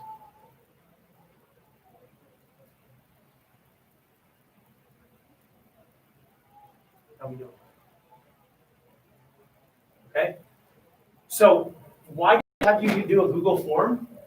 Because I wanted a bunch of information from you. And Google Forms made that spreadsheet for me. And now instead of me finding all that and opening your Google Classroom and getting an email from you and doing, it just smashes it into one place for me. And then that way I can spend my time assessing what you said as opposed to finding things. So I know there's some hoops to jump through. So let me give you your first hoop. If you have your computer right now, open it up and log into class. If you don't, use your phone or do this later. Okay. If you, and I don't mean to be like, here's my class supply list. You need something to write on, something to write with, and probably a machine in this room because we live in this world. So you log into this class right now, mark that you're here by answering the question. Now, I know you're here because you're here. If you're at home, tell me you're here. But the reason I'm having you do that is because then when it builds the form for me, it just says turned in, as opposed to missing, but you're here. Why would I want you to be missing? So even when you're here, you're still going to check in on the stupid computer because I have 2 different classes. At the end of the period today, I'm going to ask that you check out, even though you're here. Because tomorrow when you're not here, or today when you're not here, if you're on YouTube Live, hi everybody, like and subscribe. I just feel, is that what you're supposed, that's what you're supposed to do on videos. I've seen this. I know of the YouTube. But if you guys could just answer that question, that would be great. Okay? Does anybody have any questions or comments or concerns before we move on? Hey, what's your name again? Kylie. Thank you. The other Okay. Oh yeah, Kylie. Kylie. Yeah. That'll help. Yeah. When are our essays going to be graded? Soon, very, very soon. And I'm going to talk about that in a second. Well, let me talk about it now since I'm here. I have spent 100% of my time getting things ready to teach. And things that I know are there, I've just thrown them up on there, and I have looked at some of them, and I haven't looked at some of them. But that's where I am now, is now I've kind of figured out, I had to figure out Zoom and Google and all these things. But so now I'm spending my time going to go back and assess those things. So right now, if you have a blank, I have it. It doesn't harm you. It doesn't hurt you. Okay. If you have a red box on Infinite Campus, it means it's missing. I just don't have it. And it's a 0 on your grade. So you should be concerned with M's. But if it's just blank right now, you're fine. And then it'll go in, with whatever. I did do something today. I did the how, what, why charts from you guys over the last 2 days. And so those went in today. So you should be able to see some scores. So what's the answer? My goal is by Monday to be completely caught up in all the work you've submitted so far. Okay, Kylie? Thank you. Anybody else? Okay, here we go. What are we doing now? You may ask. Well, we're going to do our activity for the day.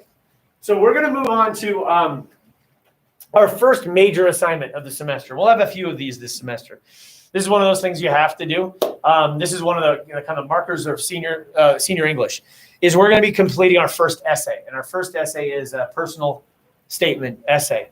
The word essay just means essay. It comes from the French essay, which means to try.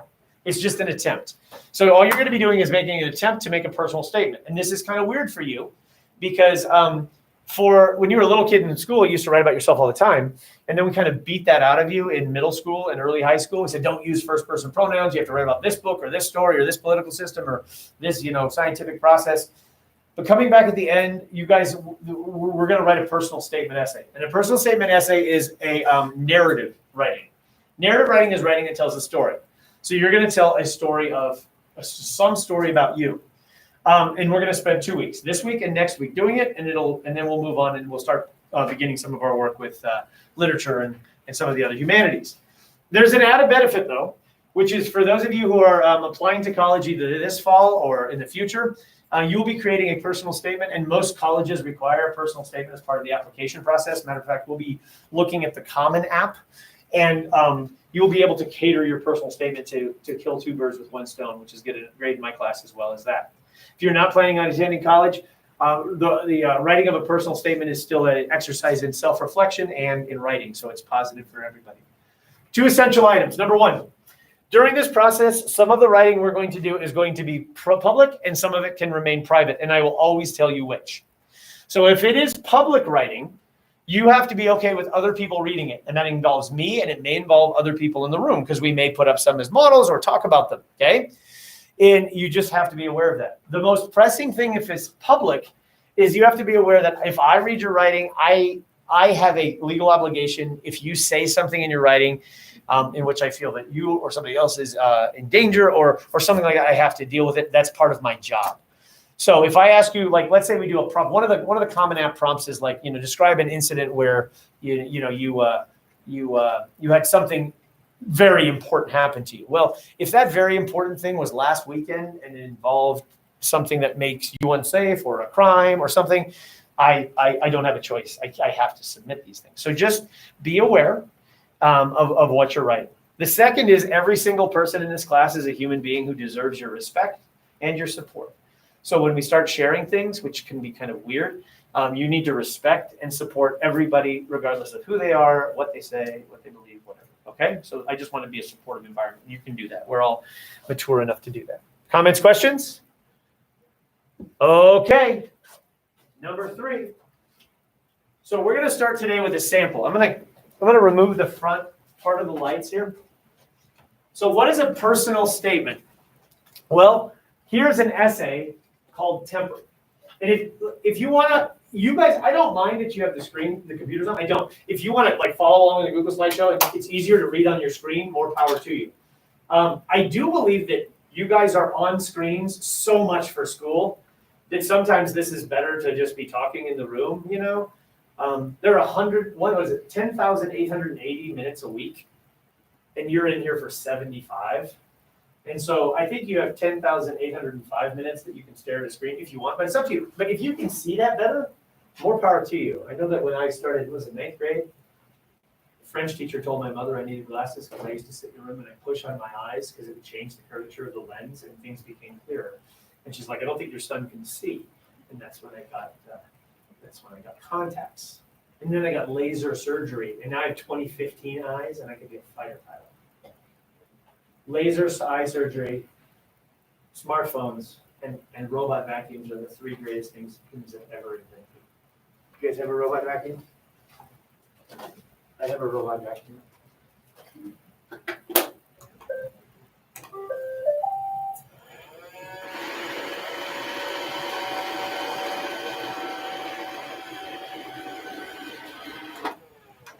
It's not working.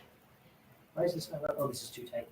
I'll have to repair it later. I have 4 of these at home. 1 on each floor of my house. But you know what? They're going right now. And my house when I come home is so clean. Did I mention I have really good eyesight? Okay, here we go. Temper.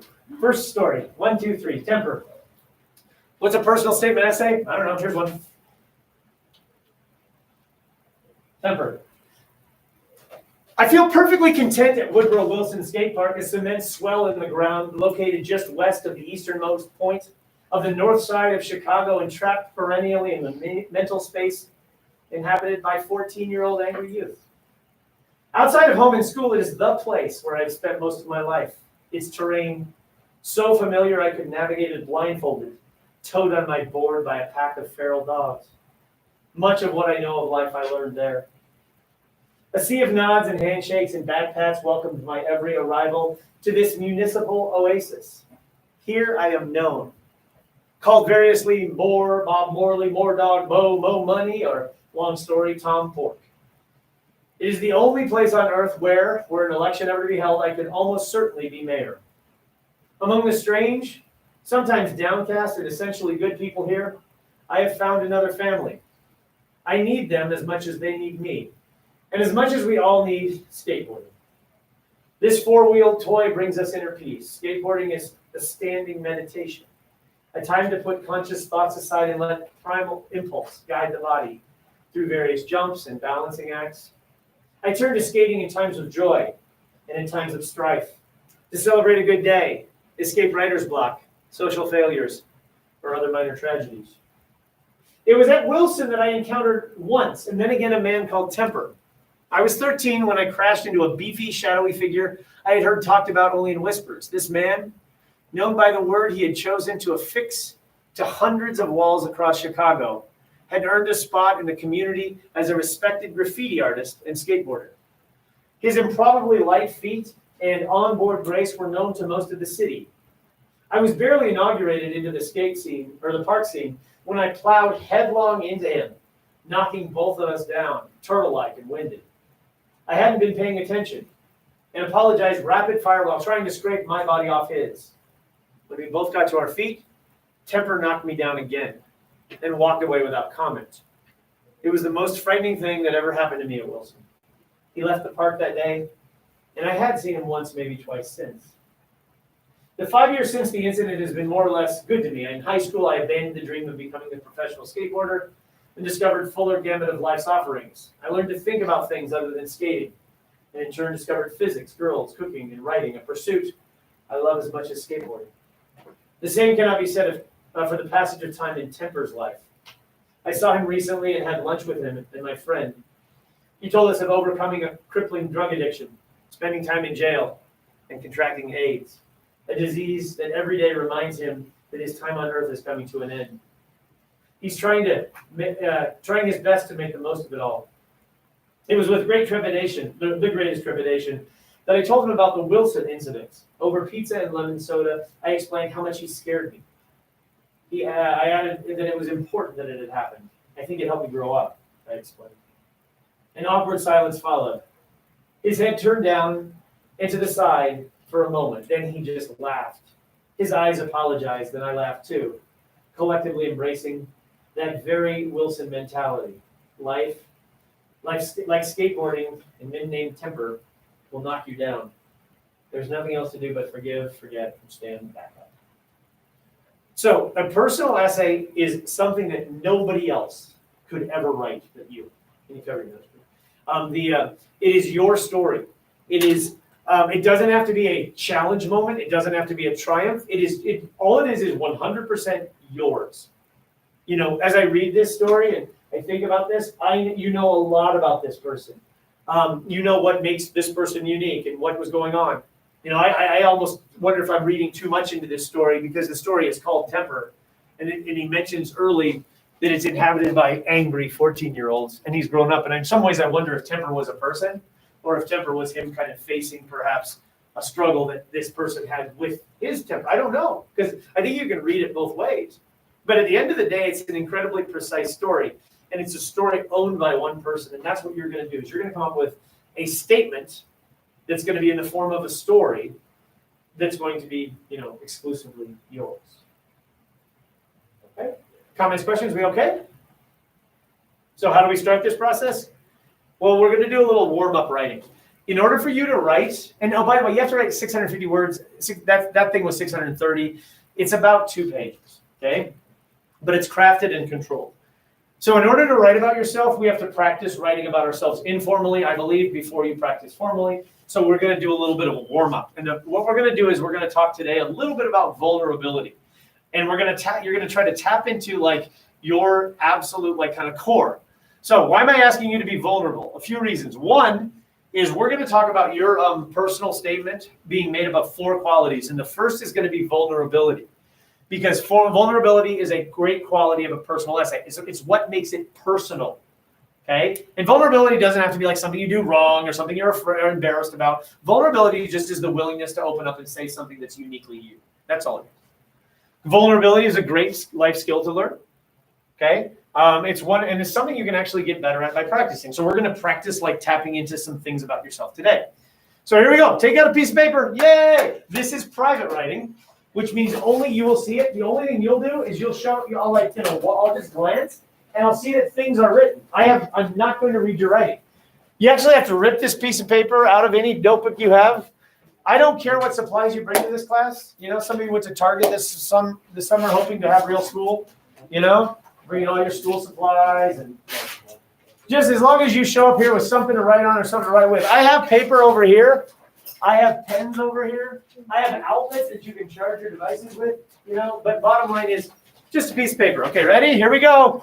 First test and at home. See, okay, if you're at home, like and subscribe. 6 people are watching at home, which is not a good sign because I'm supposed to have 1, 2, 3, 4, 5, 6, 7, 8, 9, 10, 11, 12, 13, 14, 15 people watching right now. Not a good sign. So here's what I do. You guys are all safe. I just marked you absent, and I deduct 30 points from your grade. Okay? This is not good. You don't want to be out of excused absence to my class. Okay? You guys all got like serious eyes right there. Really serious eyes. Hi. Are you gonna post the link to get onto your YouTube and Google Docs tomorrow? Yeah. Okay. But here's how it works. I made this little chart. Tomorrow for 6th hour at 11:41, the class will turn on. Okay?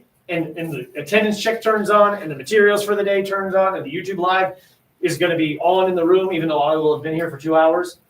And then at what time? At 1:12, it shuts down. And that's what we're doing. We're doing synchronous learning. Now, if you can't be in class at that time, it's identical to you being regular school. You would have somebody call you in as absent, and then it's okay. You know? That's what we're opting for. If you're choosing the hybrid model, you're choosing to come to school or be at home during class time. Make sense? If you can't do that, then we should talk about an all remote version of school for you. But you're here. Of course you're going to do that, right? Okay. And tomorrow you're going to see exactly what these people are seeing, which is nothing, nothing, nothing, nothing. then nothing. But they can hear this, okay? You could put this on double speed if you wanted. You could have one earbud in, watching your favorite Netflix show. You guys have a new favorite Netflix show? Oh, I binge watched Life on the Spectrum. Oh my gosh, wonderful show. Broke my heart. All right, here we go. Love on the Spectrum. All right, here we go. Ready? Step one. Dun, dun, dun. Take out a piece of paper. Ooh, fold it into quarters. Okay? And I'm going to give you 90 seconds-ish to write 4 things, and you're going to put one thing in each square. Well, each rectangle. Because all squares are rectangles, right? But not all rectangles are squares.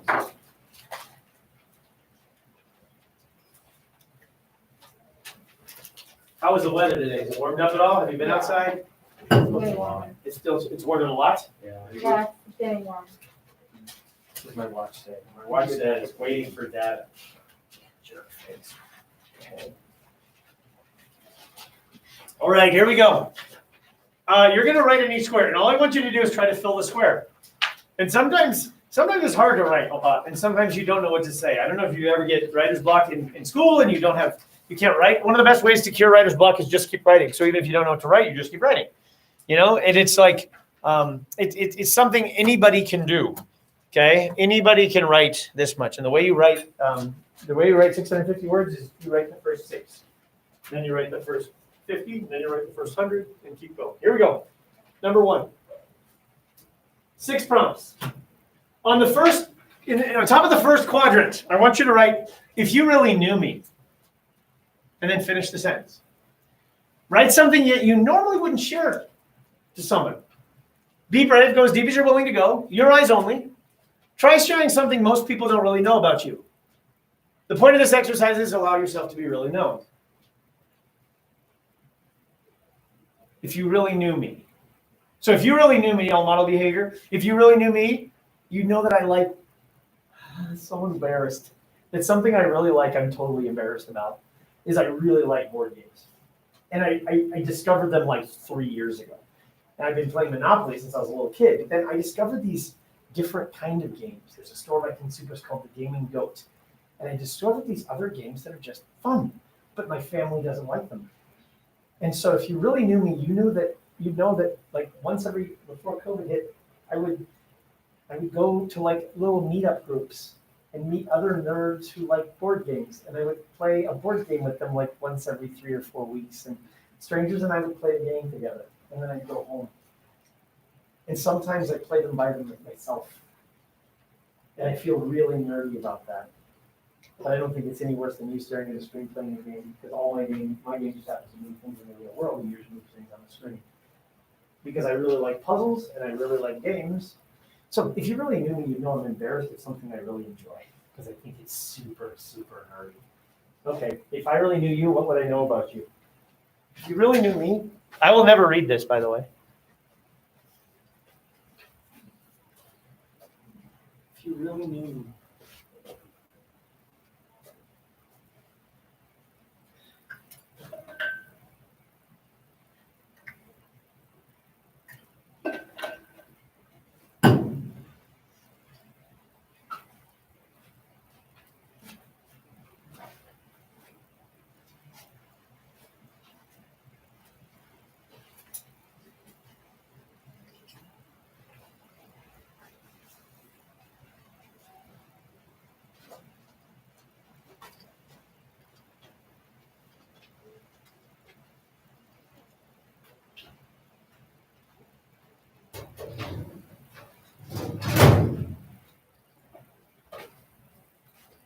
So if you're at home, you're supposed to be doing this.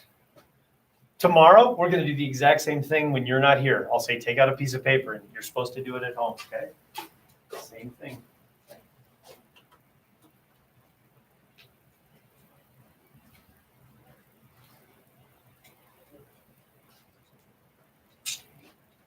I'm going to give you 1 more minute. If you really knew me, keep going. Keep going. Come up with another thing.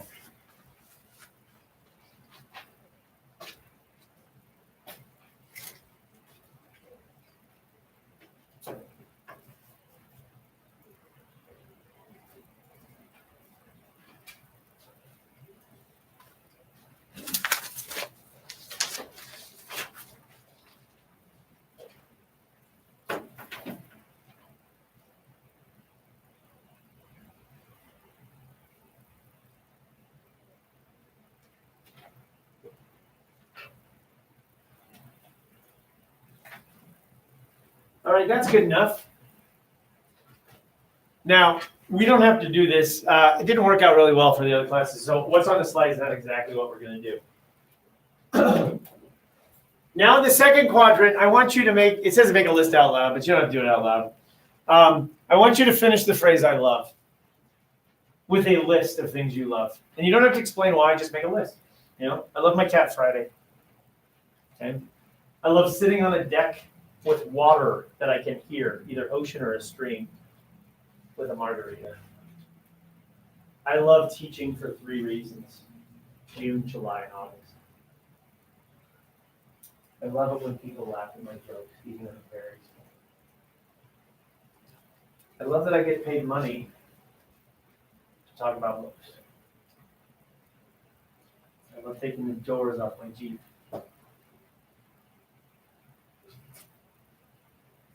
I love, make a list. Give you about 90 seconds. Maybe 2 minutes.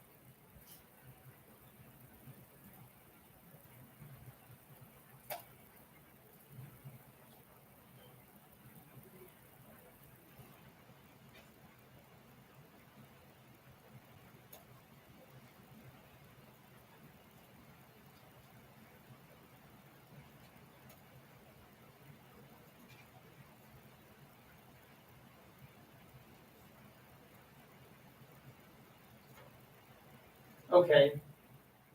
Let's do the third one. This one actually gets noisy. And, well, not noisy, but I mean, we're going to talk out loud first. And this is part of like, you know, it's kind of strange because we're saying personal things, but ultimately your personal statement is a public document. So this will be a kind of an exercise in that.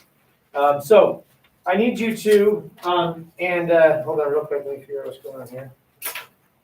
Okay, there we go. Okay. I need you to, you're going to talk to 2 different people. So you can make eye contact with somebody right now, except for you, Ashton, right? Yeah. Johnson. You're gonna be the 3, okay? And so, and then I'm gonna ask you, will you do the second time for you to walk over to this side of the room and join the 3 over here, just because we have to pair up. So right now, look somebody in the eye, and that's the person you're talking to, okay? Who's that person? Probably somebody very near you, okay? And you just do it for a second, okay? Got it? Have you guys paired up kind of with your eyes, right? Except for you're in a 3, so you join an existing pair. Got it? 1, 2, 3, right? Do you have somebody? Okay, we should. It totally should work out. So this is our 3, and you're 1, right? Who are you with? There's your pair right there, okay? Super fast. Ready? Here we go. Turn to a partner and take turns sharing something you're grateful for. Get as specific and personal as you can, and at the end, I'm going to ask you guys to record on your paper expressions of gratitude you or your partner shared. And if you're at home, hey, you guys at home? Awesome. Hey, like and subscribe. Should we be doing this at home? The answer is yes. So you can turn to like one of your stuffed animals and you can do it with them, okay? So all you do is share, and then you take turns, you go back and forth. So you'd say like, I'm grateful. And you say like, well, I'm grateful for the pandemic. And because the pandemic has made me reevaluate certain things in my life. I walk the dog with my wife almost every single day since March. And our dog never used to get walks. And I heard a podcast in February, and there was a guy that said he ran a marathon and he was 320 pounds. And I said, and I listened to this and I said, because I turned 50 this summer. and I've lost, since November of last year, I've lost 24 pounds. And I said, you know what, if this guy can run a marathon, I can run a marathon. So I bought my trip to the marathon. I'm gonna run my first marathon on January 8th. And I've managed to run up, and I haven't run since 1990 something. And I've run, last weekend I ran 11 miles, I've run up to 16 miles. I'm incredibly slow. But unless the world shuts down again, I'm going to run a marathon when I'm 50 years old, which I think is cool. And you know why I'm doing that? Because we had COVID, and I'm grateful for COVID, because it made me reevaluate my own fitness so that when I die at 52, I'll be healthier than I thought I would be. Okay, we good? So turn to the person next to you. And what is something you're grateful for? Are you grateful to be back in school? Are you grateful for, do you like snow? So you're grateful it snowed? Do you hate snow? So you're grateful there's no more snow? Okay, go. Go. I'm grateful for.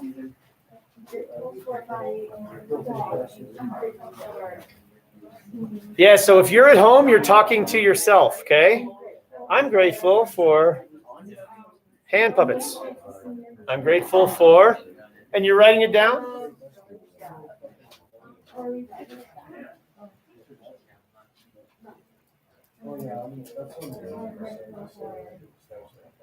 Your dad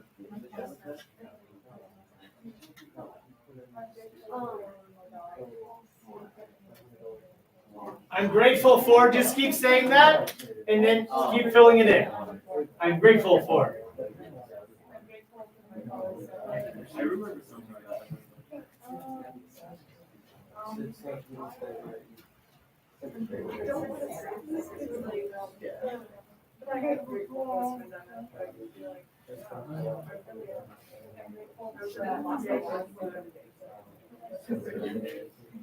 I'm grateful for. I'm grateful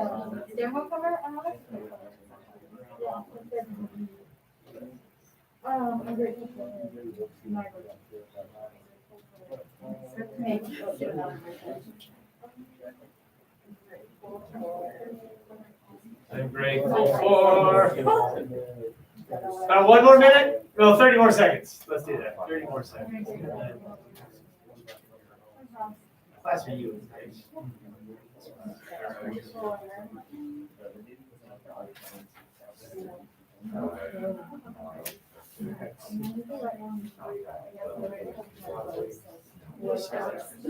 Who's Grace? Is there Grace in here? No? Oh, Florida Month. Thank you. Thanks for keeping track of you. Here she is. Thank you. Okay, that's enough of that. One more box. Oh, no, sorry, right. Write down some things you're grateful for in the box. Now that you've let your brain talk out loud, you've heard other people, maybe they gave you some ideas. Write in the box things you're grateful for. I'm grateful for what? You can add why if you want to expand on it. Whatever you like. Oh, goodness.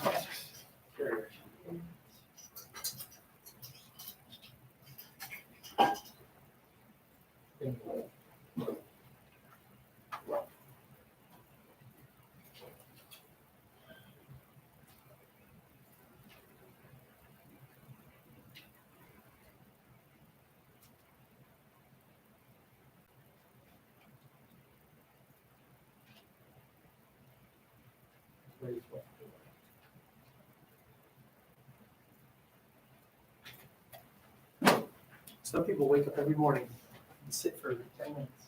Just think about what they're grateful for before they start their day. You probably have. Maybe we should rethink how we start our day. Why would we want to start up every day with a candle?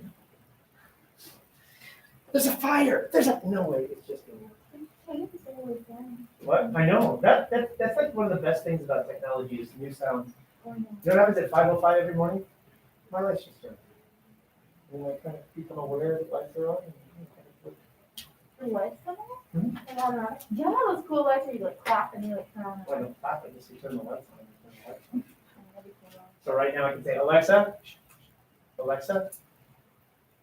No, I'm just kidding.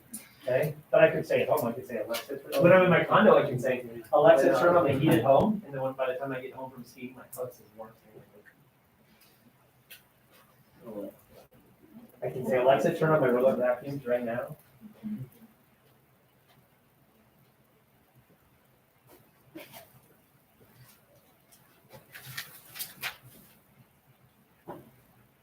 What are you grateful for, personally? Relationship-wise? Material object-wise?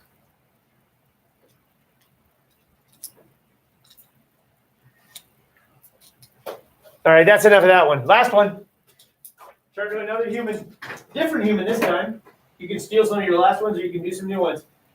Turn to a different partner and take turns celebrating something. What is something you can celebrate? What is something you can celebrate? Get as personal as you can. It could be something that happened this day, this week, this month, this year, something that you're attached to, something you did. So talk about something you've celebrated. Go. I celebrate what? I'm celebrating what?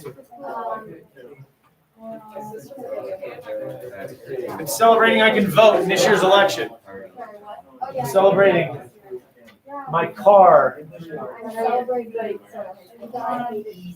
I got to see my friends.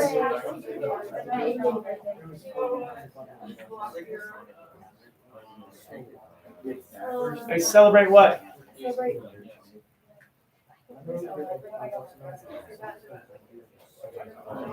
I'm celebrating my mother's health because she got really sick this year, but she's not as sick as she was. So I should celebrate that, right? Celebrating the fact we're getting takeout tonight. Yes. I don't have to do dishes.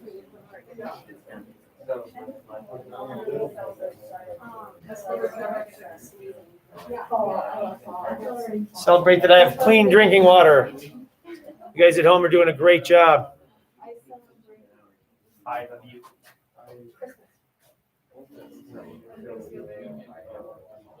Okay, now you just write on a piece of paper. Go. That at least forced you to start thinking. So write on a piece of paper what you're celebrating.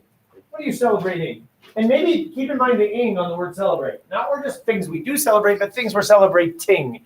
Like at this moment right now, what is worth celebrating? I'm celebrating. I'm in school. I'm healthy.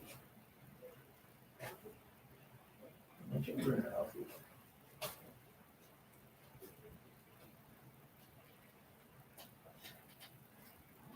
Celebrating 500 other pencils. The best pencil.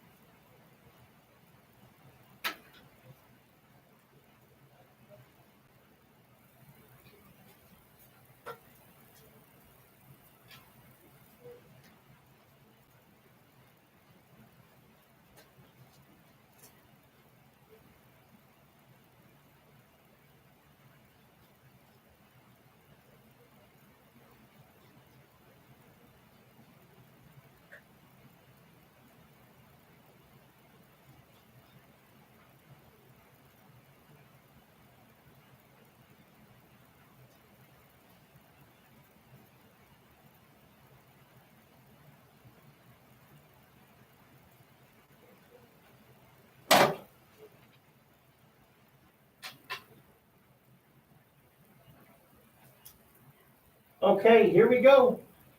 So you've got a few things written down, and I'm not going to read any of this. But I think but ultimately you are going to produce a personal statement that's going to tap into the essence of you.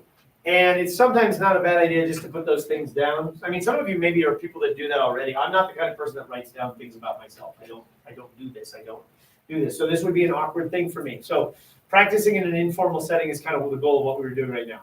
So now we're actually going to do this exercise, which is going to make some of you feel like you're in the spa, which is amazing. We're going to turn the lights down low. We're going to put on a little ambient music, okay? And we're going to do this thing called the Essence Object Box. So for those of you at home, Essence Object Box. We're going to do a little brainstorming. And this is going to help you write your personal statement. Now, it may not be what your personal statement is on, but maybe some of the maybe we'll start some sparks in your brain, which will eventually, kindle and grow into what can become there. And some of you will actually write your personal statement on this very thing. Essence Object Box.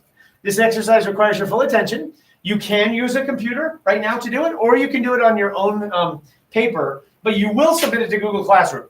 So if you do it on paper, all you do is write it on paper, and then you take a picture of it and submit it, or you can do it on a screen.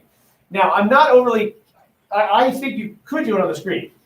I kind of hate that because you guys are on the screen for so much of school anyway, and if we go out of hybrid, we're going to be on screens anyway. But whatever. But it is an assignment, and it's due by 7:35 in the morning tomorrow. But I think you can finish it in class.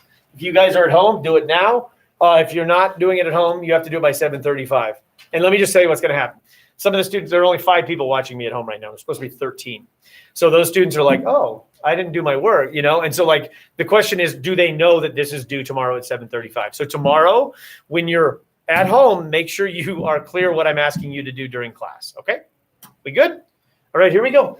Dun, dun, dun. Don't freak out. It's just lights.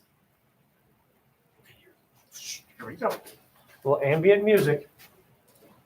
Here we go. Dun, dun, dun.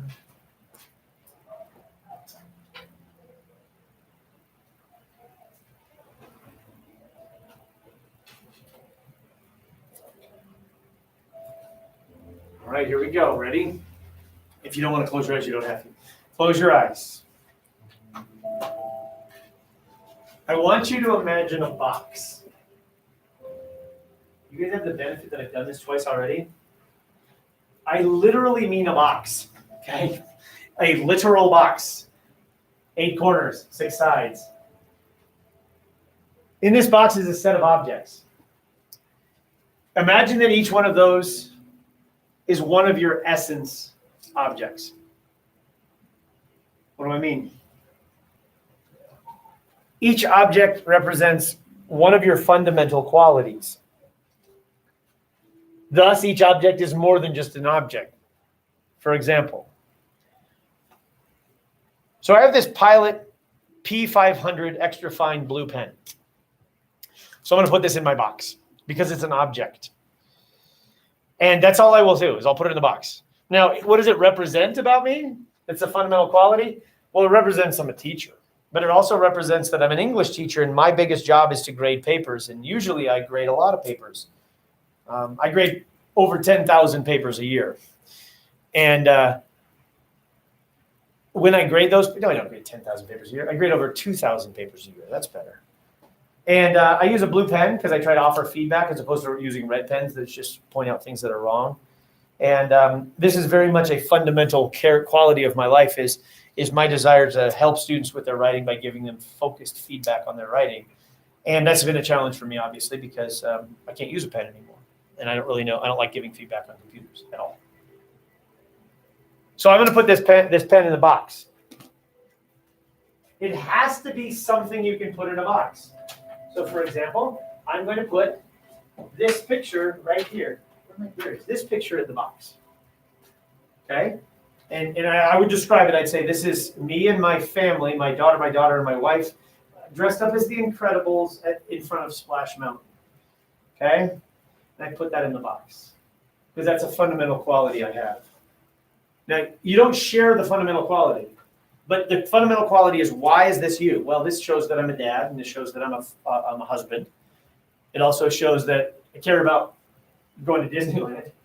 It also shows that but I have lots of pictures of me at Disneyland, Disney World, but this is the most important one for me because This takes place when my daughter was very, very sick. My daughter has a chronic illness, and we were supposed to go to Philadelphia to do something else during the summer, and she couldn't.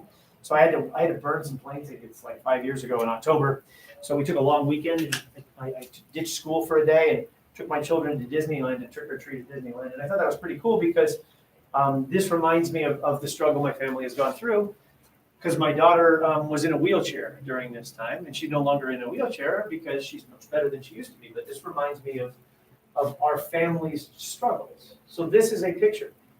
The reason I'm telling you this is my last class, some students put things in their box like my love of sports. That's not a thing. You have to put something in the box that shows a fundamental quality you possess. So you don't say like, I'm really funny. That may be a fundamental quality of you, but that can't go in a box, okay? So what is a object that holds the essence? So you're going to fill a box with 20 objects. Don't complain. You're infinitely more complex and creative than 20. You could come up with 1,000. I'm asking for 20. Do not write what the objects mean to you, okay? I want you just to write the objects, not like what I did with telling the story of the picture, okay? So I just write down the objects and a couple of details that describe each. No commentary needed yet. So my list would look like this, blue Pilot P500 extra fine rolling ball pen, an annotated Riverside Shakespeare, a photo of my family in front of Splash Mountain, a Colfax Urban 10-miler medal, a meeple, a blue and silver ribbon pin. You get the idea. So you can do this on paper, or you could there's actually an assignment on Google Classroom, which you can just do it right now and start doing it. It's due at 7:35. In a few minutes, I'm going to give you some suggestions because you're going to run into a wall. But fill the box, okay? What are 20 essential objects? And list them in your box. Let me know if you have any questions.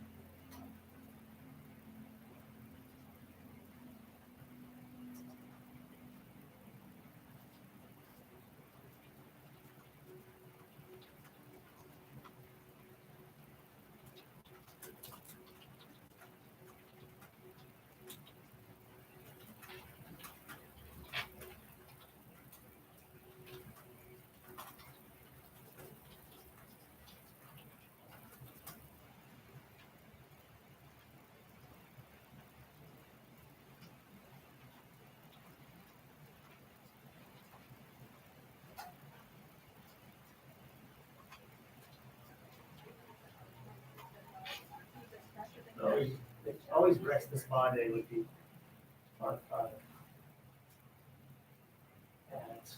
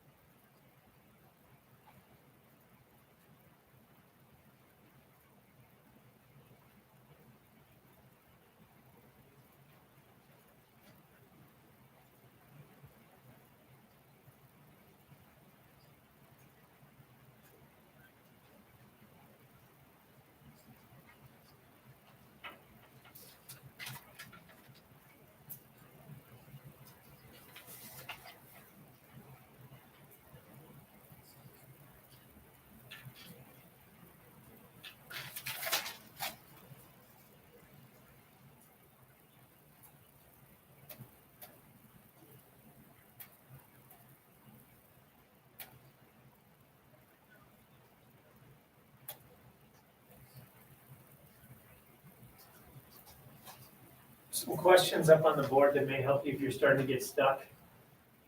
What's a food that reminds you of your family? What's something that reminds you of home, whatever home means to you? What's an object that represents one of the people who raised you? What's an object that reminds you of something you find fascinating?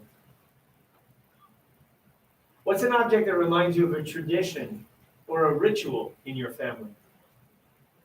What's an object that represents a secret or something not a lot of people know about you? What's something that really nerdy or geeky that you love? If your house was on fire and you could say just 3 non-technology objects, what would they be? What makes you feel safe?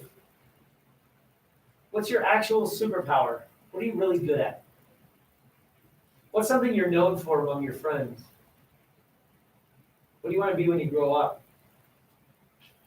Say something that represents a way that you identify, or something that represents a community you're part of. What's a nickname you have?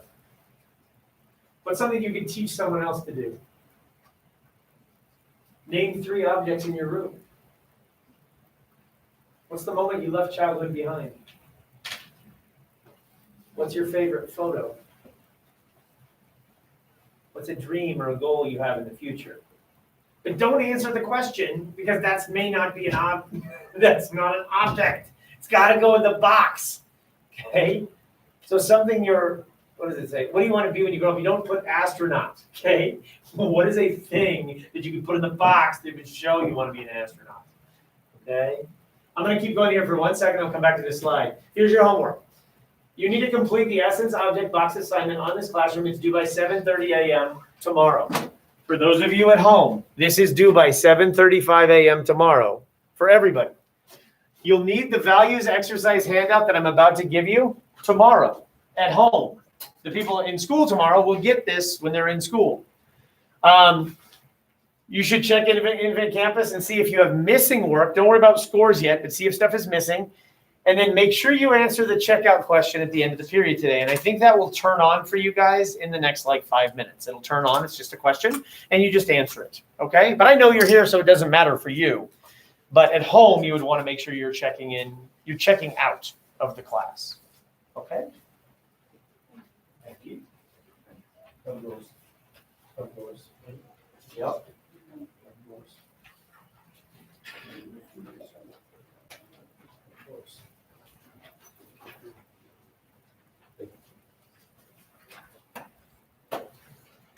Oh, look how you are so thankful.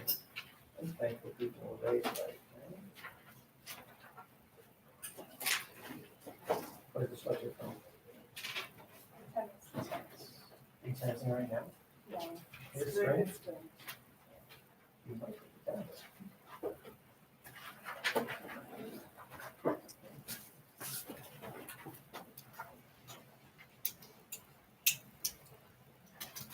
I'll throw those questions back up there if you still need to think of a few more objects.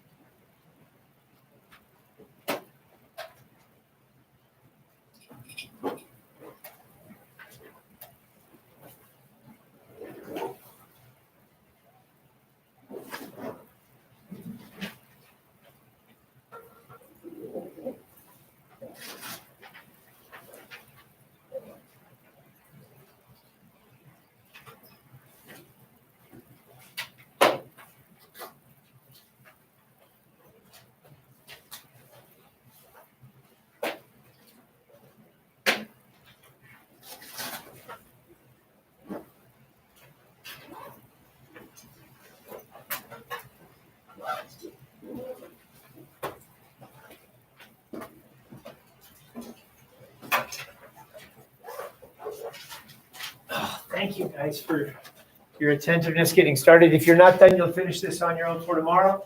And then in class tomorrow, we're going to move on to the next step. We're going to look at some values you possess, and then actually start looking at some model essays. And it's always good to see what they could turn into. Next week, we'll start writing them. We'll write them on, I guess you guys are here, what, Wednesday and Thursday of next week. We'll be writing them, and then we'll be polishing them, and by the end of next week. So it's kind of a quick process, but that's where we're at, okay? So that is that. And did you have a chance to do the little question at the end of the period? It turned on, right? Yeah, so it should turn on. So they turn on and turn off kind of by themselves. That's kind of the goal. Make automation happen, right? All right. I'm going to turn this off. Hope that's on.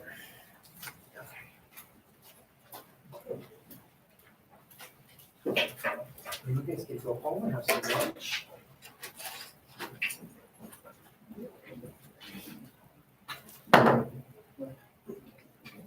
$1:04, huh? That's pretty early to be done with school.